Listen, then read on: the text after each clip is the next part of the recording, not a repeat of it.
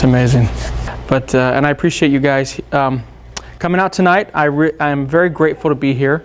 It's a little bit quickly about me. Y'all know my name, but for the video's sakes, I'm Jason Lanier. I'm honored to be here at Tri Community Photography School here today. I shoot all over the world. I feel very, very humbled and blessed to be able to do what I do. I am a full-time photographer. People ask sometimes. I don't have another job. Thank goodness. Those days were the most miserable of my life. I shoot a lot of landscapes. I've shot in five different continents. I shoot a lot of wildlife. I shoot a lot of panoramics and landscapes. And then I incorporate what I do into the different types of photography, as I'm going to show you guys. I incorporate that into all the different areas of photography that I do, which primarily consist of weddings, pinups, and I'll do some children here or there, mostly if a previous client asks me to. It's not something I market too much just because I'm pretty busy with the other stuff. So I'm based here out of Southern California. I have some real fun trips coming up here. I'm flying out to Detroit next week to go shoot and get accosted and probably arrested in some of the abandoned buildings. I do really crazy stuff. I've shot inside of Six Flags, New Orleans, got busted by the cops. You know, my kind of thing is if you haven't been busted by the cops, you're not really a photographer. And then later on this month, I'm flying out to Ethiopia with my team to do shooting there for a foundation organization. It's going to be a really tremendous opportunity. But before we get started, let me ask you guys this. Who in the room, how would you guys describe yourself? And you can just do it by raising your hands. Who in the room would describe yourself as primarily a landscape photographer? There's lots of you. Who would describe yourself as primarily a wedding photographer? Okay. Who would describe yourself as a pinup photographer? All right, then I'm children photographer. Well, what the heck are the rest of you guys? I shoot all kinds of people, so I do all of that. Okay. Yeah, I do all. But I do mainly headshots. Headshots with a gun or? Camera. Yeah. I shot in Africa, and I was sitting at the airport when I was leaving, and I was talking to a guy. He says, "What are you doing out here?" And I said, "I was shooting the lions." He says, "Yeah, me too." He says, "I had one stuffed and everything." And I said, "No, dude, I did not do that. I don't believe in killing a majestic lion." Well, what we're going to talk about today is really how you incorporate the fundamentals of landscape photography into all of the different areas of photography. In my ever to be humble opinion, the art of photography is eroding away. I truly believe that. I truly believe that with the advent of digital photography, the vast majority of photographers coming into the market are lazy. One thing you're going to learn about me is I don't pull any punches. I'm going to tell you guys what I really think the industry is. I'm going to tell you where I think it's going, and I'm going to tell you how I feel I am almost counter-programmed to that. I have to stay off social media and photography forums because I will really start to, my wife will tell me, "Jason, get off of it, just get off of it." Because I'll start to, I would say, have conversations with people about the lack of effort that we have in our industry right now. You know, there's a lot of people who shoot only natural light. You'll see in my photography, freaking love natural light. Can it be the only answer? Absolutely not. Now, if you do a certain type of photography and that's the only one you do, yeah, it could be. If you do primarily landscapes and you just want to shoot landscapes and you're shooting natural light. But I always ask people, you know, well, when you're in the middle of a reception hall, it's dark, they shut off all the lights, it's the first dance, and you don't want to use video lights and you don't want to use flash, what do, Mr. Natural Light, other than shooting ISO 12,500 and their faces look like Legos? Right? What do? Bump up your ISO, put on a 2.8 lens, and hold steady. And shoot it like a 15th of a shutter and then have that ghosting, and you can just try to convince the client it's special effects. It's art. It's art, right? Who's to tell me I'm wrong? I always tell people, yeah, there is a right and wrong way to do photography. Not your artistic expression, that's different. But the way in which you capture images, there needs to be a fundamentally sound approach to how you do that. There is a technical side to photography, and I feel that that's being lost. I teach workshops all across the United States, and I meet so many photographers. I'm not just saying this because it's just the world according to me. I teach hundreds of photographers every year, and the vast majority, and it's okay if you guys don't know it's okay if you fall into the class that I'm going to talk about. I'm not making fun of you in any way, but they don't know how to shoot in manual. They don't know how to use their flash. They don't know how to use their lenses. They don't have a clue. But they're charged, and if you're learning or it's just a hobby, no big deal. The problem is if you're charging people money and you're passing yourself off as a professional and you don't really know what in the world you're doing, you're asking for trouble. And if you screw up, you deserve to get sued. You do. Because you're screwing up somebody's, let's talk about a wedding, you're screwing up somebody's once in a lifetime opportunity, right? When photographers tell me, oh, well, I just got sued, what'd you do? Well, it was dark and my flash didn't work, and I don't want to hear it. You really, really need to know your stuff. So we're going to talk about those things today. We're going to talk about how the industry can really improve and how I'm going to really challenge you guys and gals to be part of that revolution of change. Part of that, okay? It seems like all I see in wedding photography these days are, let's shoot right into the sun, let's get some lens flare, let's blow out the skies, and we'll just call it indie vintage. Right? Whenever I have people come to me and we'll have a consultation, I'll say go on to 90% of wedding photographers' websites, there's no pictures at night. There's no pictures indoors. Shouldn't that tell you something? What I'm trying to express to you guys in brief before we get started is, as a professional photographer, I truly and wholly believe it is incumbent upon you. It is required of you to be able to fulfill your client's needs. I want a client to come to me and say, Jason, I want to go shoot inside this cave. Okay. You guys may think that's a ridiculous example. Well, you can ask my assistant. We've gone down into the depth of a cave and shot. We swore that we found Gollum living down there. I mean, it really was a huge cave in the middle of nowhere, and we shot until about 2 a.m. I've always challenged myself I want to be able to shoot in any situation. See, when I went into just professional photography, you know what my biggest fear was? It wasn't failing. My biggest fear, it wasn't failing myself, it was failing my client. My biggest fear by far was someone coming to me and saying, I need you to do this. And I was terrified to say, I don't know how to do that. So I've done a massive amount of free shoots. I've done a massive amount of practice. I shoot more than anyone I know, and I still do that to this day. And that's going to be my challenge to you guys as we go through. So we're going to get started a little bit here. We're going to go through a variety of images right now, and I'm going to give you guys a little bit of homework. So as we're going, guys, I'm going to show you a variety of images that I've shot. And as we're going, what I want you guys to do is to look. I want you guys to watch and write down or remember your feelings and the words that you would use to describe your adjectives for landscape and wildlife that you're going to see, for the weddings and for the pinups and the fashion images that you're going to see. I want you guys to think about that. I want you to look at where there are similarities, or if there are similarities in the images. And I want you to tell me what the differences are. Okay, we're going to go through that a little bit once we're done.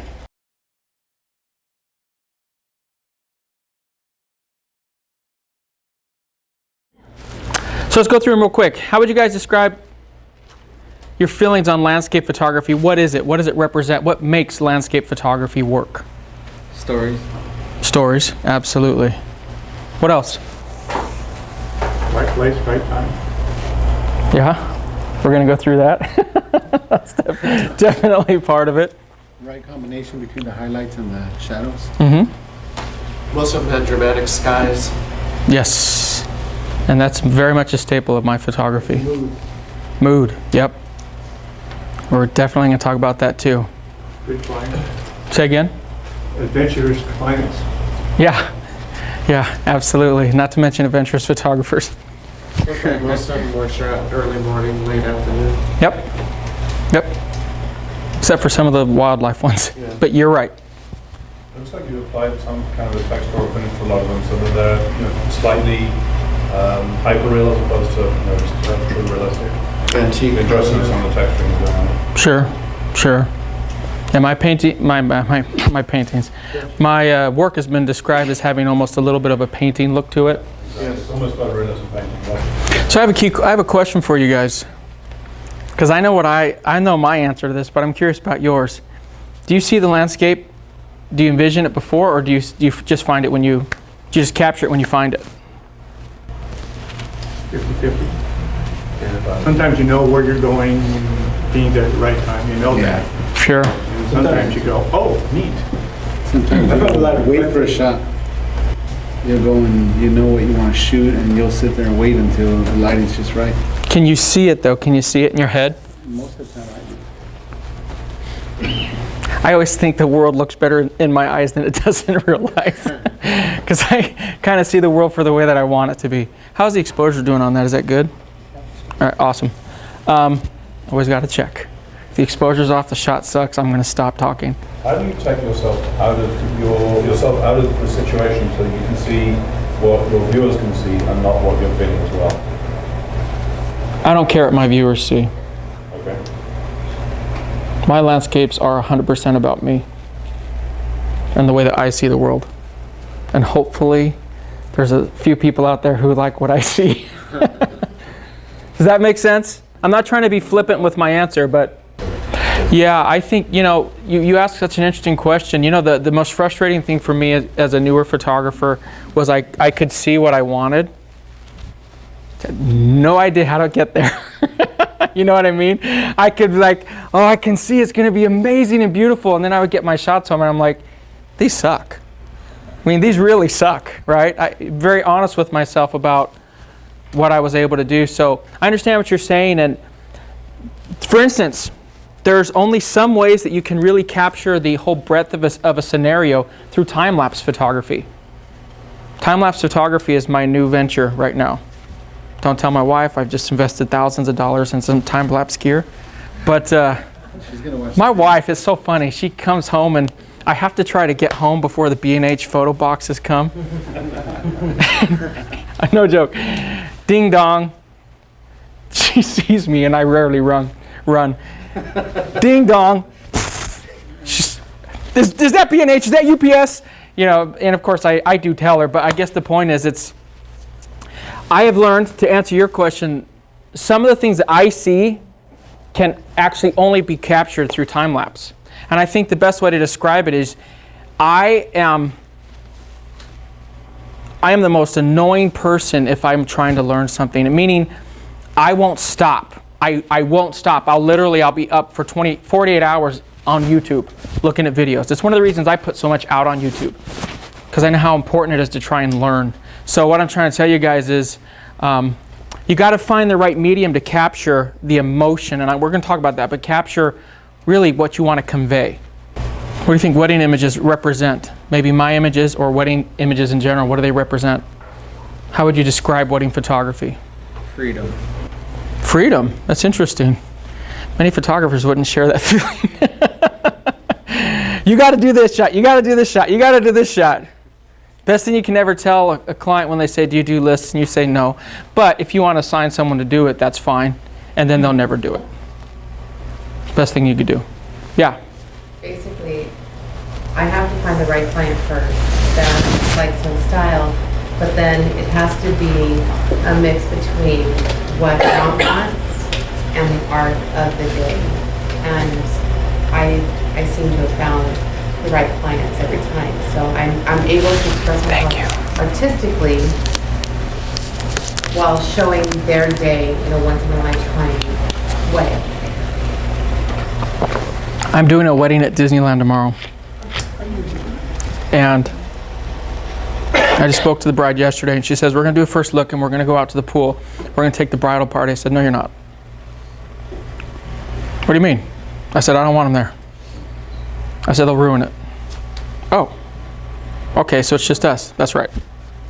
See, what you guys got to understand, and I understand what you're saying, because if you followed me for any length of time, you'll know that I do what I call mom shots. And I'll do a few shots that I know that will appease the mom. But I tell my brides right from the get-go, this wedding's about you, not about your mom. And if your mom has an issue with that, she can come talk to me. It's not that if you ask my clients, the moms love me. But it's because I set proper boundaries. Because moms can destroy weddings, even more than brides. Absolutely. Mothers-in-law, oh my gosh. I want a shot with Aunt Bobby, and I want this, and I want that.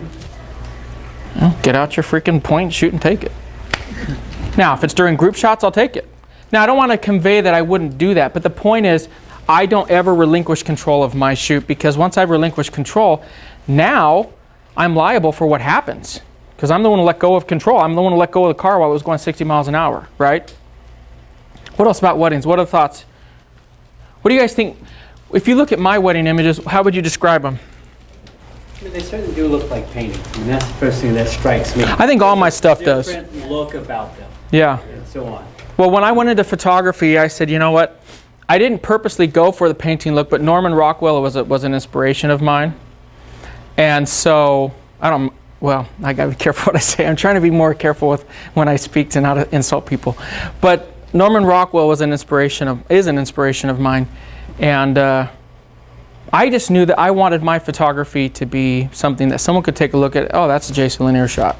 I like how your images are like, they're these huge images with these beautiful landscapes, but you never lose sight of the focal point, which will be the bride and the groom. It's like you don't have to look at the image and look for them. They're there, right in front of you. That's through lighting. It's just amazing, spectacular how you do that. Thank you. Yeah. It's like you capture the personality of the bride. Yeah.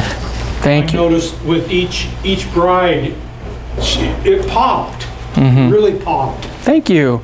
I think when I meet a client, the first thing I say is, tell me who you are. Oh, well, my name is Bobby. No, tell me who's inside of you. Are you guys sexy? Are you silly? Are you romantic? Are you funny? Are you goofy? Are you shy? Who are you? And who do you want to portray yourself as? It's the single best question you can ever ask a client. And I learned this the hard way.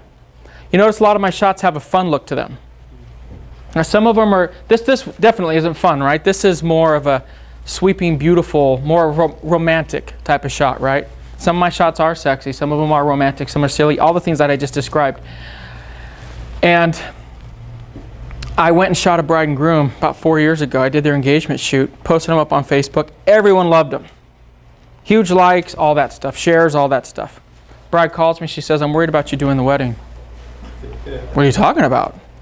She said, the shots are great, but you did a really funny shoot with us and we're not. Yes, we're fun, but we don't want to be funny. I said, well, honey, who do you want to be? Romantic.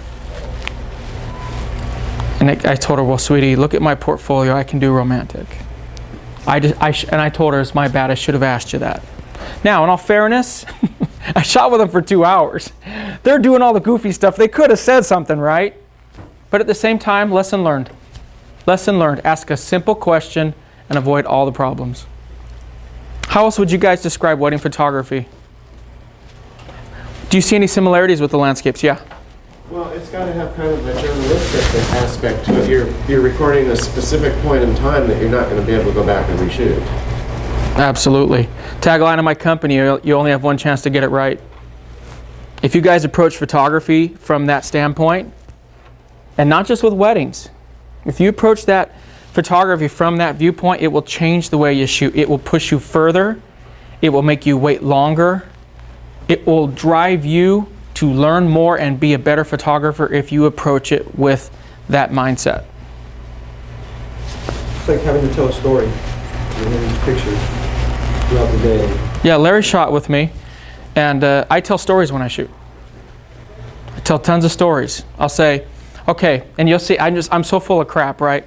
And I'll just sit there and say, okay, so here's what's happening. And I just make these things up, right? I have triplets. I have 3 little boys. They're 11 years old. And I tell them stories all the time, right? Bunch of ridiculous stories. That's all I do to my clients. Okay, so He's standing over there and you're just coming down the aisle and it's the first time he's seen you and it's romantic and it's sexy and you're going to run to him and you're going to leap up into his arms. You have to sell it to them. You have to tell them what they're going to do, right? If you don't, they're not going to do it. It's truly that simple. And wedding photography, that is it in a nutshell. You have to be in control, 100%. I never relinquish control. Ask anyone who shot with me, never, ever, ever relinquish control. And I also just very calm at a wedding. Ask my assistant Joy. She's seen, seriously, weddings blowing up. It's like a nuclear bomb went off and I'm sitting there whistling zippity-doo-dah. It's not that I don't care. It's because I want to convey that I have a very calm demeanor. And the only thing I've said to my brides over and over again that's really helped situations is I've always said, no matter what happens, your shots are going to be awesome. Yeah, but my brother just punched my uncle. Doesn't matter. Your shots are going to be awesome. Yeah, but the makeup artist didn't show up. That's fine. Sue her after the wedding day. Put a smile on your face. Your shots are going to be awesome. Yeah, but my dad's not coming because he's boycotting it because I'm this religion and the bride's blah, blah, blah, this religion. Doesn't matter. Your shots are going to be awesome. If you keep repeating that refrain, your clients will calm down. If you go nuts, or if you have a manic look on your face, I'm telling you, you can be the single biggest source for your wedding clients having a successful wedding. The single biggest source. To your bride, the only person that matters at that wedding is the bride. Okay? You make the bride happy, the groom's happy. You piss off the bride, the groom wants to murder you. It's a simple way. Because if you piss off the bride, you've now screwed up his honeymoon.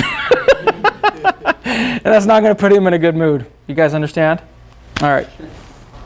What about pinups, fillings, pinups, and just fashion? How would you describe this?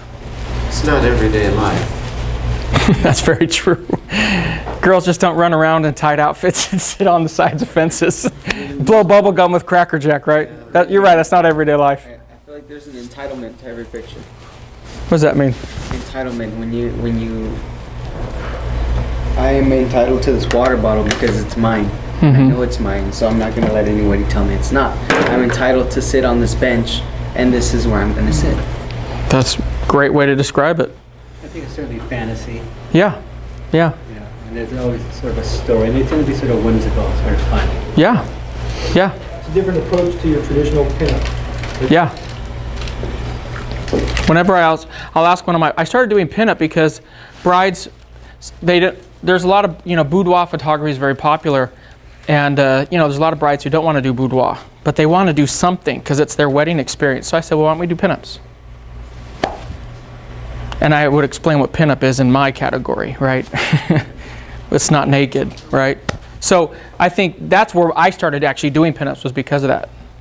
Well, their poses are, they're not every day. Like if you walked by that girl right there, you would look at her and go, what the heck is she looking at? Right. Why is she looking at it? Why has she got her head turned like that? And that makes it a real unique picture. Thank you. That's critical, what you just said, because it tells a story, right?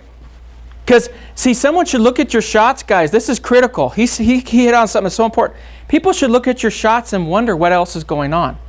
There should be, I wonder what happened there. Like you guys saw the wedding shots where there was the buggy and the Volkswagen Bug and it was broken down, right? I have a whole collection I did on that. It was about a 70 shot collection, and I run through the entire breakdown, and it's called The Breakdown. But there's a story to it, right? We run through everything from them first breaking down. I was lighting little firecrackers under the car, and when the fuse would hit, they would blow up and it would put smoke out, and I would run back I didn't have an assistant. I was in Maui, and I'd light them. It was about 5 seconds. I'd run back and shoot, and I have about 5 seconds to shoot while the smoke was going. And I just shot it. But we told a whole story. So the bottom line is, like you said, I love having people look off camera. She looks straight at the camera. It's neat, but I don't think it really tells a story, right? And you'll see me do this all the time. The bride will be here. The groom's here. You guys got to tell stories with your images. Stories are what make. It's what makes your shot a piece of art rather than a snapshot. Anyone can take a snapshot. And you guys should write this down. If your shots don't look different, and if you can't tell stories that the average Joe can't, then you're not really being, I was going to say something different, then you're not really succeeding as a photographer. If you can't tell a story, you're not doing what you should be doing. Photographers are storytellers. Okay. All right, so between all these genres, what are the similarities that you saw in the... Yeah, go ahead. You said that you have a very specific weapon up, but you didn't tell us what it is. What's your weapon? Great. Clothes on. That's simple. Pretty much. Does that help? Well, it means no clothes. No. Okay, I'll further define it. They're wearing clothes. Second thing is, well, because people will ask, right? Because some people pin up as nude, right? Not for me. With pinups, for me, it's their clothes. It's a genre. It's a certain time frame. It's a certain hair. I want to go back to the 40s and 50s. That's what it is for me. Okay, so I don't have the picture up anymore, but it's a matter of capturing that time and that time. You know, when I really first started doing it, I started studying the paintings from the 40s, 50s, and 60s. And I just love that look. I think it's such a neat look. And when I shoot girls, I'm looking for a body style, to be candid, that is a little bit more voluptuous than some of the typical models that are in the marketplace today, right? I don't want stick figures. Guess the best way to put it. I want them to look like a woman. No offense to any stick figures in the room. So that's how I would define. But does that help? Yeah, that helps a lot. Awesome. So what are the similarities you saw through just some of the genres, guys? What are the similarities that you saw that went through all of the different types of images?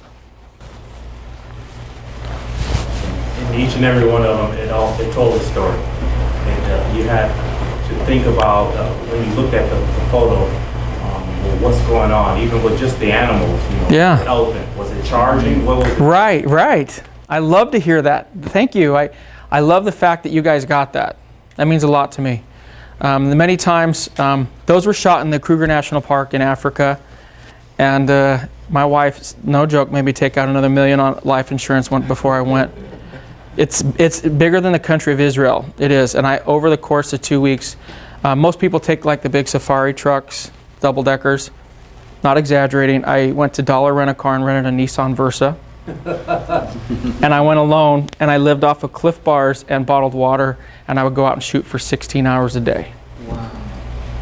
16 hours a day. And you're not supposed to get out of your car You did that without a guide. without a guide. Nobody with me. How did you find the wildlife?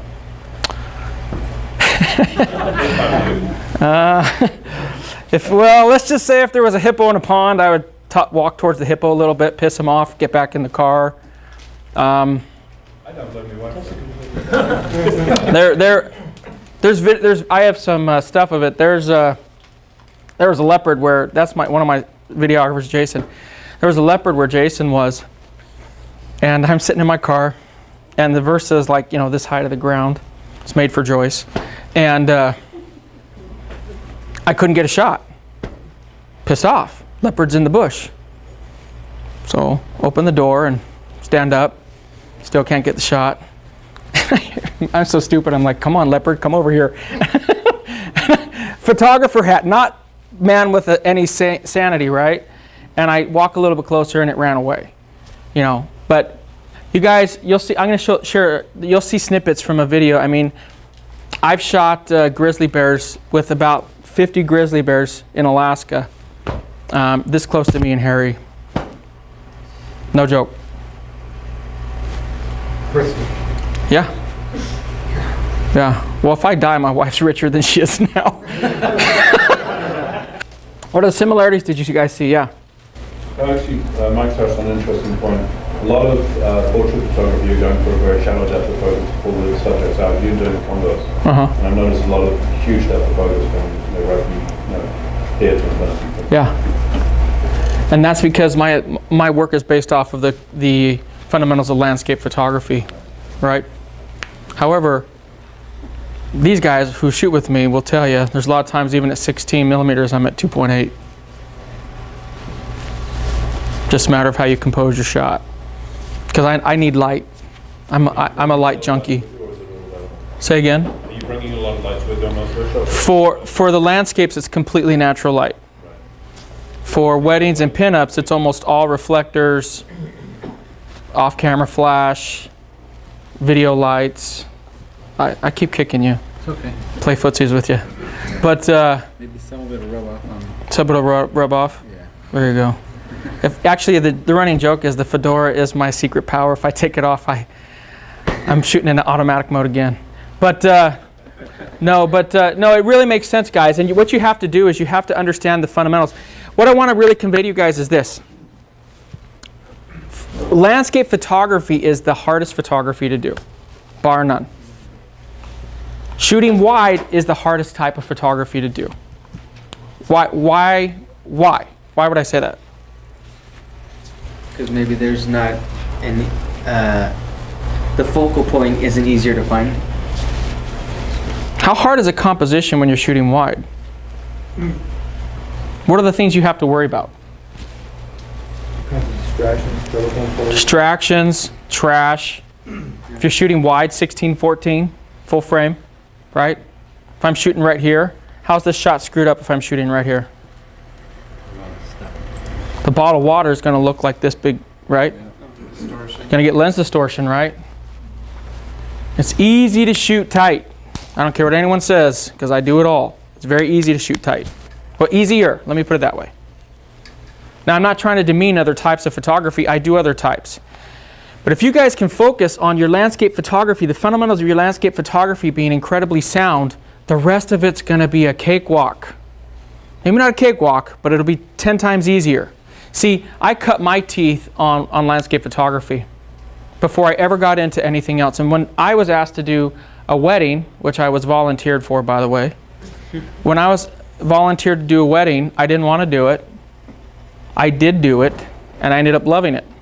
Don was there, shot my first wedding with me. And actually, it's not compared to what I do now, but it turned out okay. It turned out pretty good.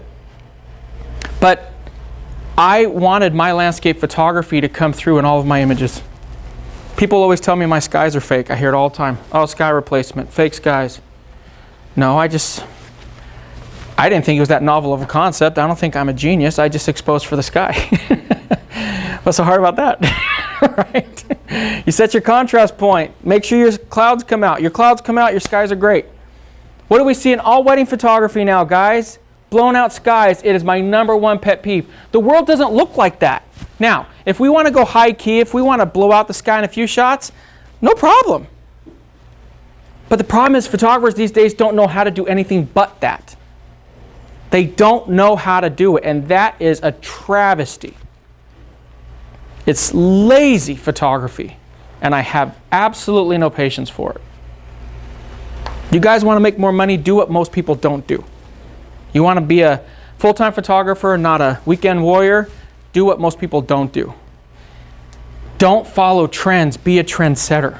It's easy to say, guys, but people book me based on the fact that my skies look so dramatically different than any other photography they see. I get skies. Okay? All right, so, well, real quick, what are the differences between all the genres? I'll give you an easy one. It's certainly subject matter. Sure, right? In some, the subject is something that could murder you like a lion. Right. In others, it's a bride who could also murder you. Okay. What else, guys? What are some of the differences? Scale. Yeah. Yeah, absolutely. Well, in traditional landscape, you usually want to pump up your saturation, and you wouldn't want to do that on, say, a close-up of a person, because your skin's not going to look right. Right. I can tell you that technically I shoot 100% the same for all of my different genres. And they'll tell you that. Now, I add light, but from a white balance standpoint, which all of you guys should be using Kelvin, don't use the auto, don't use a stupid little icon, waste of time. Shoot in Kelvin. I shoot full manual, I never shoot priority, shutter mode. I could tell you guys the acronyms that I have or the things that I have for all those different modes, but probably wouldn't make it onto the video. They're just junk. If you're shooting an automatic, don't be a photographer, because you're just doing point and shoots. Seriously, it's a waste of time. Does Jeff Gordon drive around in a little automatic? I don't think anyone here shoots on that. Good. That's fantastic. We learned that from the very first class on it. Good. I'm really happy to hear that, because that is not a common theme. Many people don't do it. And at my workshops, I teach people how to shoot in manual in 30 minutes. I mean, compared to the film days guys, we're light years ahead. Take a picture, it sucks, change it. Live view it, look at how it's changing. You can see it change. So, okay, so these are my 5 fundamentals for landscapes, okay? And you'll notice that the last 3 have nothing to do with technical acumen. Okay, first thing is lighting. I don't care what you're doing, what type of photography you're doing, but especially relative to landscapes, your entire focus should be on lighting. If the lighting's off, don't take the shot. Don't take it. Waste of post-production, waste of everything. Okay? And I'm going to get into these individually, but composition. Okay, you want to have your composition right. Okay? You want to make sure that what people are looking at is technically sound. Actually, it's funny, when I go to my workshops, it usually happens by one workshop attendee. At each of my workshops, they'll say, Jason, show me what you see right here. Help me understand what you're looking at. The most important thing you guys can do for composition is knowing where to cut. Okay? Knowing where to cut, because you're cropping in the camera. Don't, for the love of everything holy, don't tell yourself I'm going to crop in post. What a freaking waste. Okay, cropping in post, 2% of the time it works, but get it right in the camera. Okay. Patience. There's so many stories I could share with you about patience, but I'm going to go through these individually. Perseverance and soul. So let's get into the first one. Lighting. Okay. This is the Oak Alley Plantation out in Louisiana. Lighting is everything, guys. And I know you understand that, you hear that. But when you take a shot, when you go out to do a shoot, I mentioned it just a few minutes ago, but I literally will not shoot if it's not the right time. I will not. I'll see so many photographers, they'll take a shot. I was in West Virginia shooting. It was an absolutely stunning sunset, but we were faced the wrong way and the composition was off. There was nothing in the foreground. There was no subject to the image. Without the subject, when people show me shots and it's just a shot of a sky, it's boring. I don't care how amazing the sunrise or sunset is. There has to be something that draws you in. There has to be a link between what you see in the sky and what's down below, right? I'm getting ahead of myself, but the lighting has got to be right. So if you shoot with me, what you'll always see is I look like I'm lost. I'm always doing this, right? I'm always spinning around looking for light. When I'm doing a shoot, I don't do that garbage of shooting right into the sun. Now sometimes it's cool, don't get me wrong, but I'm referring to how people are always shooting into the sun. That's the only way they can express any artistic endeavor, is by getting that little bit of lens flare. Do it for a couple shots. Do it for a majority of your shots, but know how to shoot away from the sun and expose, guys. It's super simple. You wait till the sun is not dead in the noon of the sky, and it's a huge, huge, beautiful light. It's a video light. You shoot into them, they're gorgeous. You know what my shots represent? Knowing when to shoot. That's what they represent. That's why the lighting is so good. You shoot when you're supposed to. I tell my clients, if you do it at this time, your shots are going to suck. And I do talk to them like that. Now, by that point, keep in mind, I have a relationship with them. And I'll kind of put a little laugh in my voice. Well, if you do it that time, I'm just telling you, your shot's going to suck. Well, what do you mean? See, now I've scared them. I love doing kind scaring of my clients. Okay? Well, what do you mean? Well, if we shoot at that time, then if you shoot like high noon, you're going to have raccoon eyes, right? Yep. I tell them, light's going to hit your head, it's going to cast a shadow right under your eyes. So unless you want to look like you just got beat up, we better not do engagement shoot at 1 o'clock in the afternoon. It's the only time I can do it. Okay. Just so you know, we have two options at that point. We're going to shoot you indoors, or you're going to look like you got beat up. Can't you do anything? Well, I can add some fill flash, but you're probably going to have hot spots on your forehead and on your arms, on any area. If you at all sweat, anything that glistens, you're going to be a hot spot. It's going to be blown out. And if I underexpose to compensate for that, the shot's going to be completely black, right? I am a huge proponent, when it comes to lighting, I'm a huge proponent of explaining things to my clients. Stop running away. I cannot tell you how many times I've had clients tell me, oh my gosh, I had no idea. Thank you for letting me know. And guess what? If I tell them and they ignore it, if the shots don't come out, it's their fault, right? Now I'll tell them, well, if you want my skies, we need to do it at this time. If you don't want my skies, then okay, fine. I'll blow out every shot, but you're going to get all the blowout shots. Oh, I don't want that. I didn't hire you to get blowout shots. Well, that's why we can't do it at 1 in the afternoon. So get that lighting part right, guys. As it relates to landscapes, know when to shoot, right? A lot of the animal pictures that you saw, see, because in Africa, for example, the predators come out at night. So you either have to shoot them close to dusk and or you shoot them very, very early in the morning. Because it is legitimately dangerous, you have to stay in a rest camp that has an electrical fence around it. So they don't allow you out for two reasons. Number one, it's dangerous for you. Number two, they're trying to mitigate poachers, right? They want to know who's in the park. So I knew if I was going to get the predators, I had to do it early in the morning. Because lions, after about 9 o'clock, they're going to go find a bush and hide. They won't want to be in the sun. Right? So I had to understand that if I was going to get lions, right? And I would have to hope that the light was right. And sometimes it sucks when you have a beautiful view and the lighting blows. Now you might think that that it's ridiculous that I wouldn't take a picture of a lion if the lighting sucks. I won't, because I know I'm not going to use it. I know I can't be here in front of a group of photographers sharing images if the shot sucks. I really approach it that way. I used to stop and take pictures of everything, and now I take pictures only when the lighting's right. Okay. Composition. It's probably the single hardest thing for most photographers. Well, composition and lighting. But understanding where to cut, okay? Especially when you are in a scenario like this where you are in a clump of trees, right? This, what you see here, this is, it was a very foggy day and the sun was behind the fog, okay? To get the composition right, I knew I had to cut right here. And I knew, see, with these leaves, the leaves could come up, but I didn't want any leaves from another branch coming into my frame. You seriously, you know how you see people, you know, like in the movies, they'll walk around and they'll go like this and go like that. Makes me laugh every time I see that.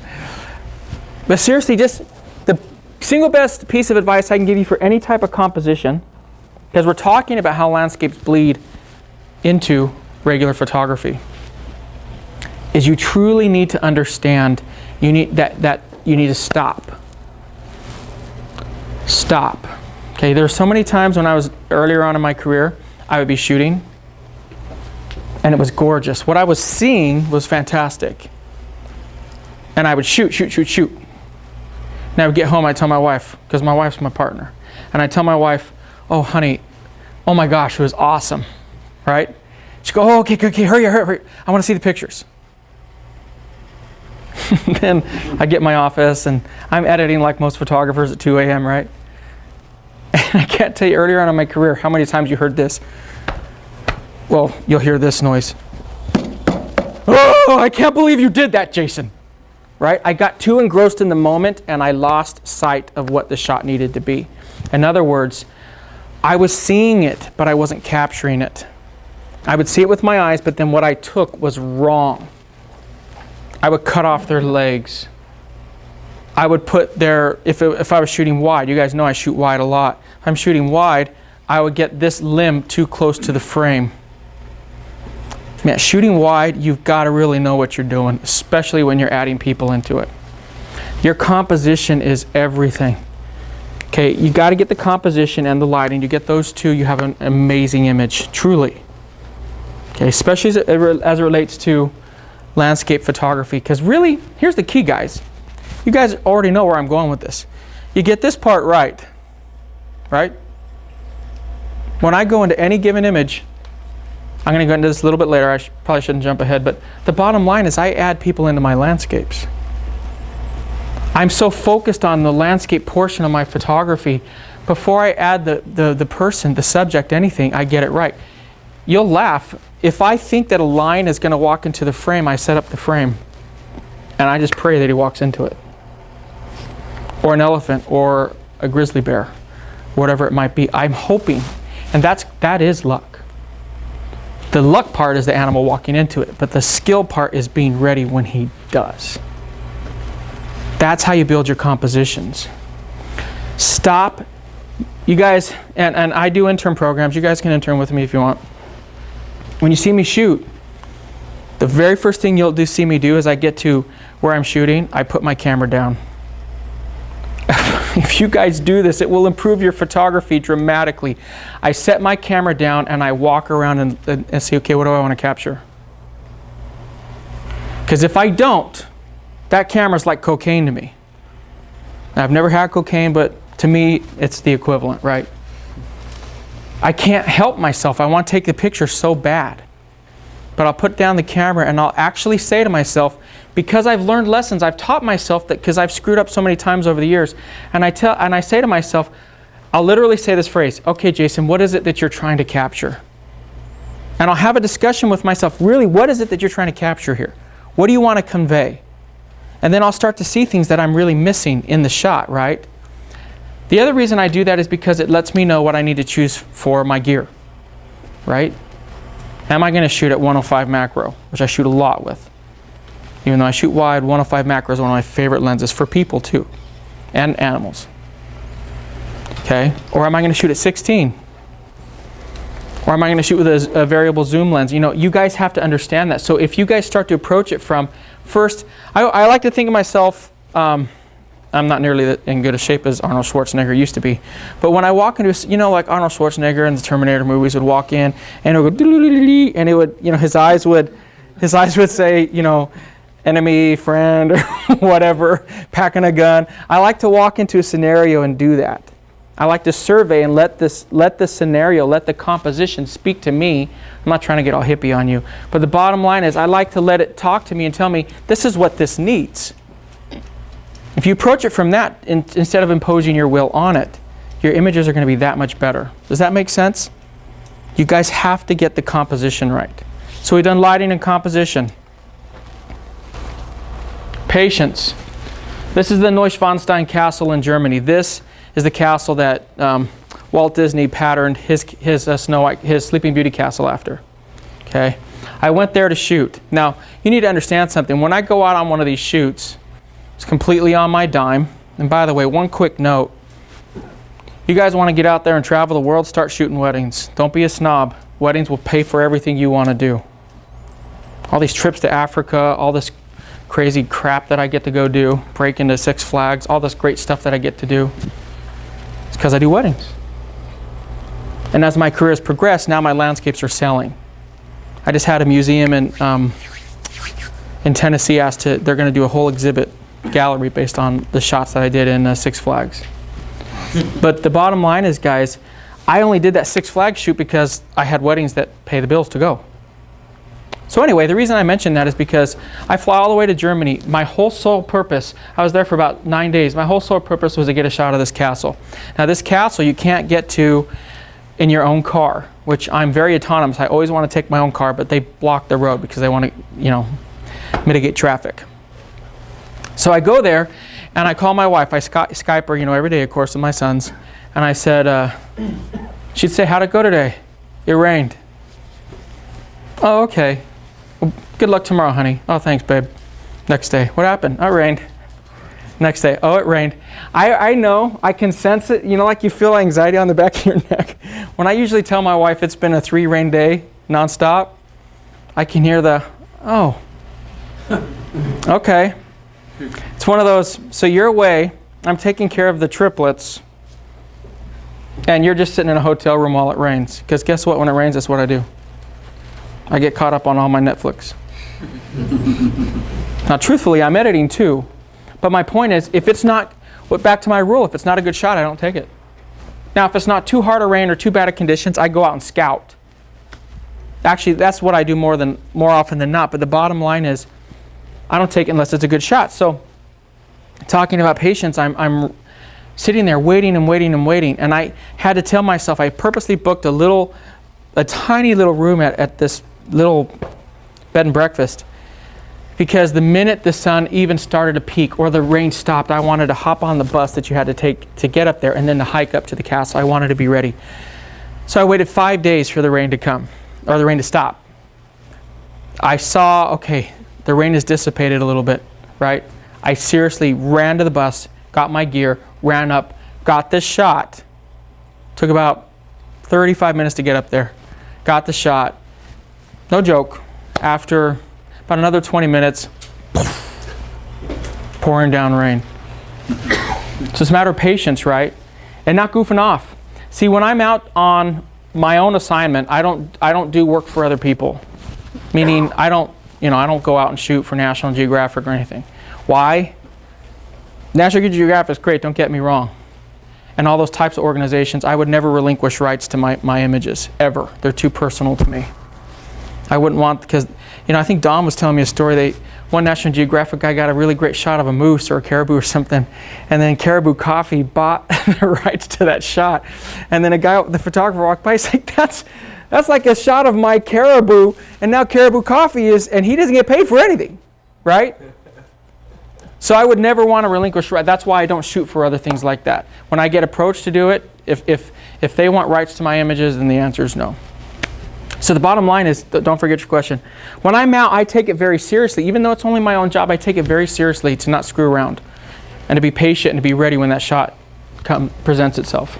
So you said you had about 20 minutes to get that shot. Yeah. How many shots did you take in that 20 minutes? You just take a few that you got and you're happy, and then you leave, or it was? No, I'll wait. In a situation like that, I waited. And one thing that I would recommend as a photographer, sometimes just enjoy the moment. Get a shot, and then sometimes sit back and say, man, this is awesome. Yeah. Do you use a tripod? No. I shoot 99.9% of my shots handheld. What lens was it again? That's a 16 to 35.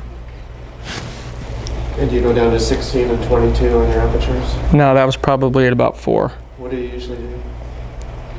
Usually it's in that range, about 4 to 8. 4 because of the lighting. Yeah. More light. Mm-hmm. And a fast. Because back to my rules, if the lighting's wrong, the shot sucks, so I don't want it anyway. What other questions do you guys have? Tripod? No. No. I only shoot tripod if there's absolutely no way to do it handheld. You shoot raw? Absolutely. Why would you ever shoot in JPEG, guys? Don't do it. Yeah. Would you go into a little bit of, say, like the filters or effects or the editing that you do? I'm not going to tell you everything that I do, because that's my signature look. And that would be counterproductive to my brand to tell you all of my trade secrets. I will tell you this, and this is not just a BS answer, and I'll tell you it's the truth, because those who have been to my workshops many times, their images start to look like mine, and I don't tell them how I Photoshop. So much of how I achieve the look that I achieve is through my shooting and my lighting.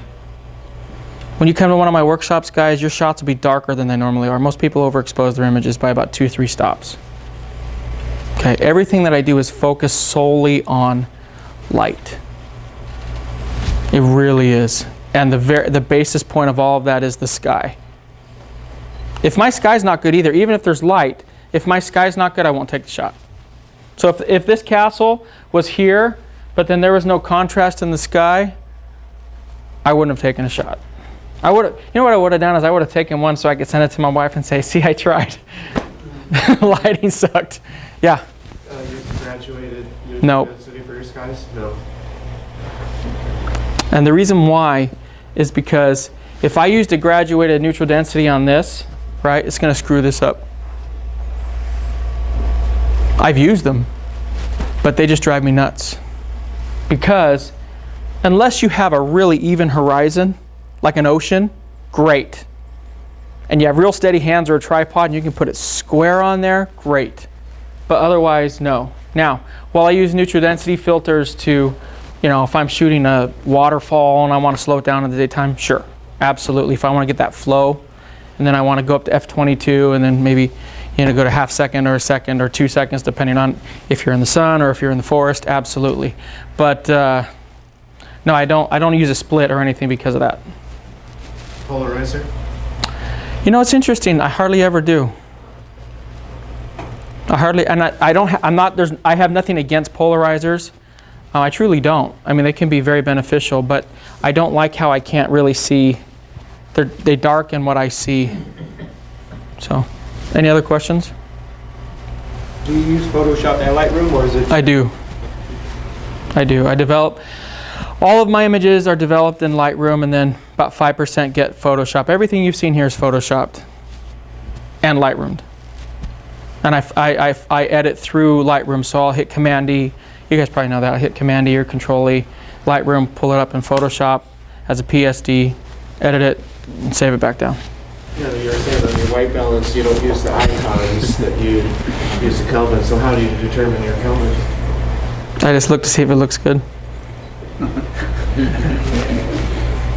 Now, truthfully, your Kelvin's going to be typically between, 52 to 6,000, unless it's really cold outside. So, but no, that's typically my range. There are times I've shot and I'm like, dang, I'm at 38. You know what I mean? Does everyone understand Kelvin? Mm-hmm. If you don't, raise your hand. I can very quickly explain it. Kelvin it's not on all of the cameras. I wish it was. It typically tends to be in the cameras that hit the $1,200 range and up. They discriminate. They're holding back, so you guys have to get a more expensive camera. But a Kelvin is a scale between 0 to 10,000. Obviously, 5,000 is right in the middle. So what you're doing is the higher the number, the warmer the image, and your tone. The lower the number, the cooler the image. It will change your photography if you use Kelvin. Don't rely. I don't care how much Adobe tries to tell you. I've tried. When you get that little, selector in Lightroom, you have to select a section of the image, a pixel. It's never as good. It's never as good. You can mess around with your tone, your saturation, all that, the temperature. It's never as good if you get it right in the camera. Oh, question. In this image here, what made you determine where your cutoff points were? Oh, great question. I wanted this to be balanced. See the balance in the image? Mm-hmm. See the balance between the height there and the height there? Okay. That was completely, I wanted to bookend the image. That leads on to an interesting point. I noticed a lot more of your images had the center indicators in the center than is conventional, and yet you make that work. What are you doing that's different that makes that work? Because I don't put people in the center? No, you put more people in the center than I would normally expect to. I don't know if that's true, because I put a lot of people out. It's actually one of the things I advocate at my workshops. Well, and that's the non-conventional thing, is you put them on the PowerPoint, but I noticed that that there were quite a few people that were centered, and yet the image, every single time that you did, the image worked, and I'm not sure what you're doing differently that makes it work. This one I can see the symmetry, so it kind of makes sense, but Sure. No, I totally understand. How do I make it work? I don't know. I wish I had some techie smart answer. I think the bottom line is, especially as you're looking through a wide angle lens, you have to get the people right. You have to look at, truly the tilt of that lens is everything when you're shooting with those people in the middle and or in the left and the right. Because if you get the tilt wrong, if you get the distance wrong, the shot is butchered. But I think it all boils down to understanding and implementing. Back to what I said, I think to be a little bit more technical with you, I said my approach on the photography is really stopping and saying, what do I want to get? If you guys saw the picture of this one with the Camaro speeding by, that's not Photoshop. That's not super effects to kick up dust. that is 100% real. It's actual dust. It's actual dust. I'm huge on that, right? And you'll see I have a tiny clip of it at the end. The car's driving by me at 55 miles an hour and it gets this close to me. No joke. Because I am certifiably insane. But it drove right past me. So to answer your question, when I set up this shot, right, it truly is, I stop. I can't express to you how important that is. I stop and say, okay, I want to get this shot. And I knew I don't want this Camaro. There'll be a shot of it later I can show you. But I don't want that Camaro to get past them. I want to see the whole Camaro. See, just understanding the little nuances like that on how your shots can be better, right? If this Camaro goes past her, I'm dead, right? Can you turn on the lights real quick? Okay, so this shot, right? If, number one, I do want to say this for the record, I don't remember her dress being this high. After the fact, I was like, I really wish I didn't pull it up that much. That's actually the truth. And it was so funny. I told that to my wife. She goes, why? I really like it. I'm like, okay. I don't remember the video. It goes with the image. Well, Joyce likes him like that.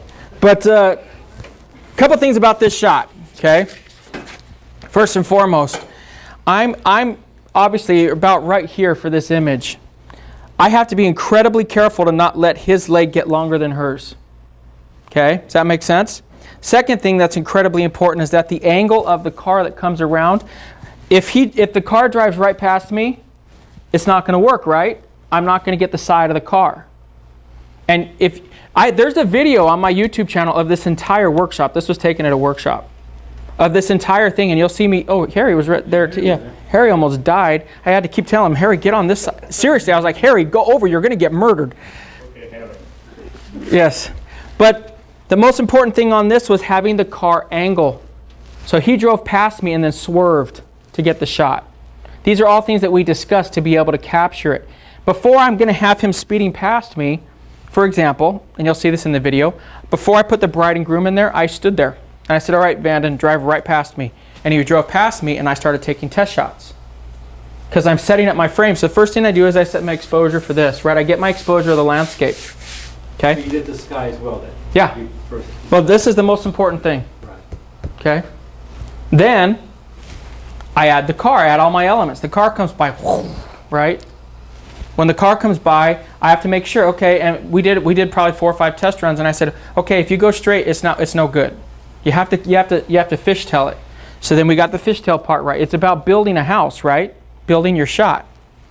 Then I added the couple without the thing, and we had a 6-foot reflector. And I think Squirts was holding it. That's Steven. And he gets the reflector to get the lighting right on them, right? Why would I not use flash? Flash would have worked for power-wise, but why would I not use flash right here? I think it was too artificial, that situation. It could, but there's another reason that I'm mainly thinking of. You end up lighting the ground as well. Could, but there's another reason. Shutter speed? Now to the light. Shutter speed is part of it, but The car would have been a blur. there's one very fundamental reason. Yeah, I think it would be coming from a different direction than the natural light, wouldn't it? it would, but there's another reason. Recycle time. Yes! I did not want to get the perfect shot and then my stupid SB910 doesn't fire. It's a great flash, but they can't fire all the time. If you want a really great flash that fires all the time, get a Pro Flash. Best ones on the market. I've seen the video of that. Now, after you've done all of that, how many times did it take to get that shot right there? We did this in, back me up, 5 minutes. Yeah, after a set, once trying the people in there, maybe 3 or 4 more takes. And we just did it for kicks and giggles. I'm telling you, because of the process that I take, because I first take a shot, because I literally will do that. I'll go and say, this is literally what I would do. I would walk and say, okay, this is where I want them to be. I literally would do this. This is where I want them to be. Okay, so the car is going to go through here. I'm mapping it out, right? Car is going to go through here, so this is where I need the couple to stand. Okay, so then again, he takes 2 or 3 test drives past me, click, click, click, and then I'm also testing his speed. Because we would actually test the speed, and I would tell him, well, you're not kicking up enough dirt, right? And then Steven was advocating for faster. You'll see it in the video, and I tell him, no, I don't want anyone to die today. He really was advocating for faster. He wanted me to get sued. And then I add the people in, but since I take that process to it, I'm not trying to be like, oh, look at me. It really was boom, boom, boom, and get the shot. That was with the D800. So we're not talking about a D3 shooting at 9, 10 frames a second. We're talking about a D800 doing 4 in RAW. So click, click, click. Well, it's because you have a good habit of, instead of throwing the couple out there and testing, he does it all first. So they're relaxed, sitting on the side, and then he'll go out and he'll say, okay, this is the way I want it, and boom, it's already all set up. So once they're out there, there's no thinking. That's why it's so quick. I have a rule with my clients. I'm not going to bore them with my crap. When I shoot a wedding, I get everything set up before I just tell clients just hang out. And they love it because I'm not making them sit there forever and wait. So if you guys take that approach to it, whether it's models, whether it's anything else, your clients will love you for it. Did you ever? What time was it? Oh, I don't know, 2 o'clock, 4? Yeah. Summertime. No, that's February. I do a workshop at WPPI every year. This was the WPPI 2 years ago. Oh, it was really hot. I saw a shadow behind him. Yeah, it was really hot. Where is that shot? It wasn't high enough. Where? Are you familiar with Vegas at all? When you go outside of Vegas and you go towards Henderson, you hang a right and go down towards Nelson. It's right there on the right side. So it's on the way to Nelson? If you go towards Nelson, you'll see it right on the right side. Yeah. Come to my workshop next year, guys. We'll go screw around. Believe me, we're insane. Huh? I've been to Nelson about 4 or 5 times. Yeah. Yeah. Where the workshop? We do it the 2 days after WPPI, Oh, okay. and then we go out and screw around. And my workshops they're slated for 7 hours. They never end on 7 hours. I always figure if we're having fun, we keep going. I don't shortchange people. But yeah, that was a great time. We had a great time. Perseverance. Okay. If you guys aren't willing to persevere, if you're not willing to really fight for your shots, you're not going to be very successful. That's the truth. You know how many times I hear from photographers, oh, it's good enough. Oh, it's good enough. Oh, it's good enough.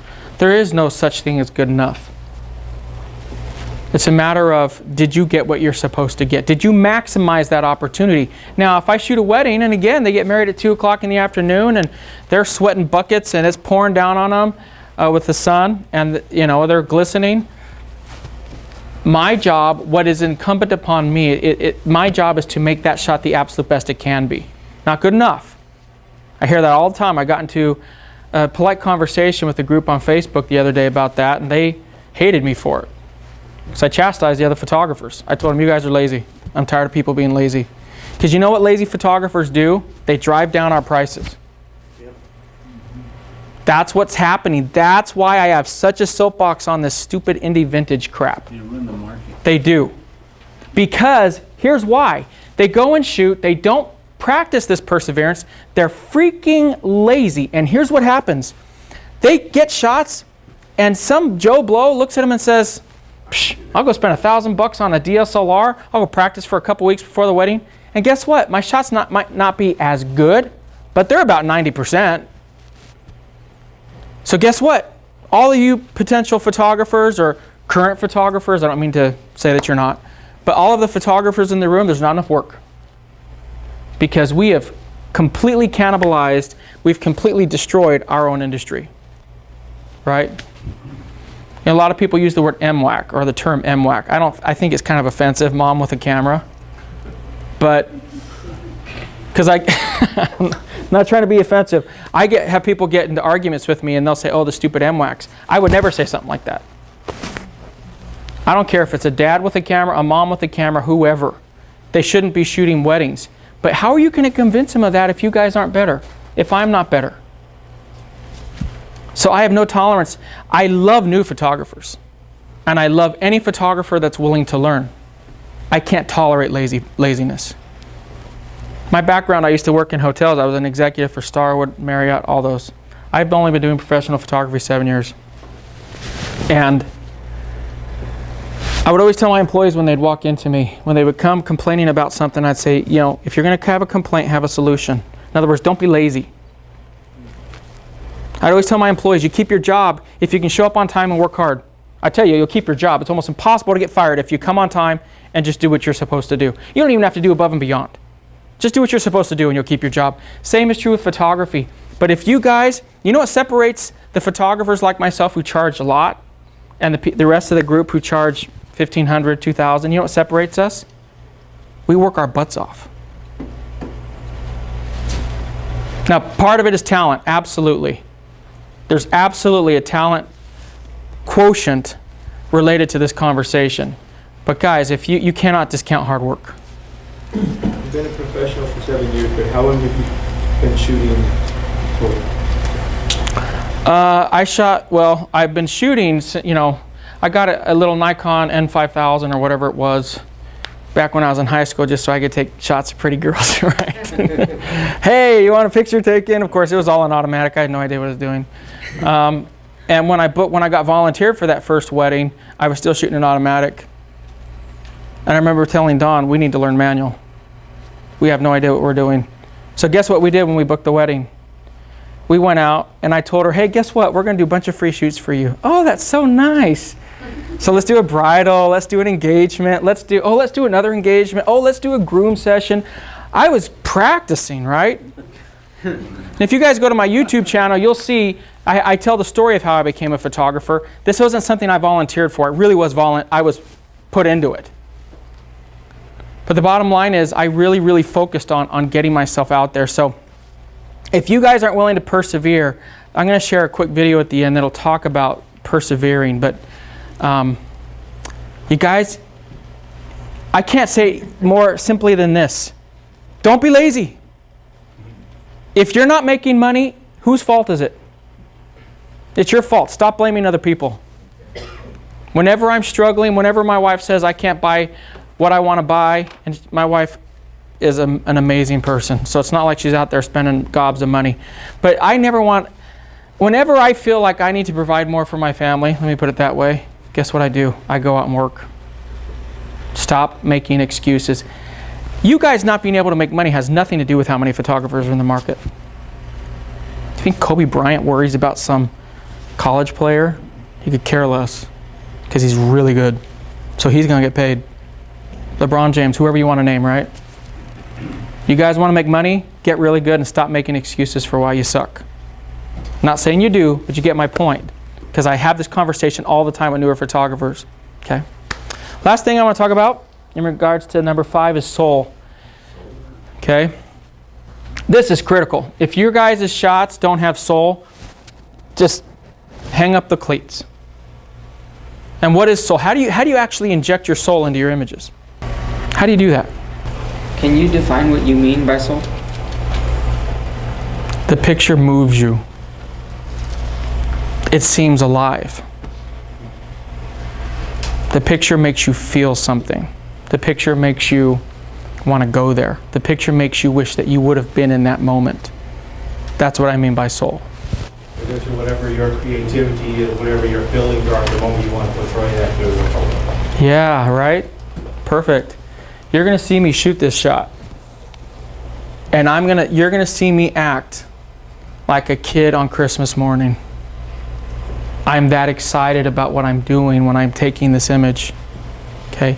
If you guys don't love what you do, don't do it. Your passion for your work will come through. You know what my clients always tell me? They always laugh. You've been doing this all these years and it's like it's the first time you've taken pictures. You guys come to my workshops, I'm like a little kid. Come to my weddings, I'm like, oh yeah, that shot's awesome. I don't know why, but I have this boundless energy and passion for what I shoot. I really do. I love it to death. If you guys don't have that, find where you have it. Or you won't make the money you want to make. The photographers out there who make lots of money, they love it, guys. Now, are there hard days? Are there days you hate it? Absolutely. Do you have clients that you don't like sometimes? Absolutely. Do you sometimes have, like me, like 16,000 shots that you have to get done? No joke, I do right now. Yeah. Does that suck? Absolutely. But guess what, guys? You have to love what you do. I know you hear it, but it's not like when I worked in hotels, right? It was a mediocre job. It paid the bills. It paid the bills really well, but I didn't love it. That's why I left. Because I found something that I was so passionate about, I just had to spend the rest of my life doing it. Okay. I woke up 7 years ago and said, I don't want my life story to be that of a hotelier. I want to give something to the world. I want to leave my mark on the world, and that was precisely why I did what I did. It's why I'm going to Ethiopia in 2 weeks. I want to do something that's bigger than me. If you guys have that love of photography, if you can find it, and there was a while I lost it for weddings. I would go into the barber shop wherever I was, and they would say, oh, what do you do? Oh, I'm a landscape photographer. And then this happened like 3 times. You know what they said? Oh, that's too bad. I was actually getting married.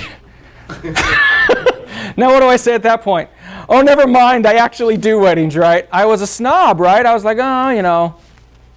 And I finally said, Jason, either love them or don't do them. It's attitude. That's how you inject your soul into it. Because how you approach your business is how you put soul into your shots. Because you care more. You're going to work harder for them. You're going to persevere. You're going to have that patience.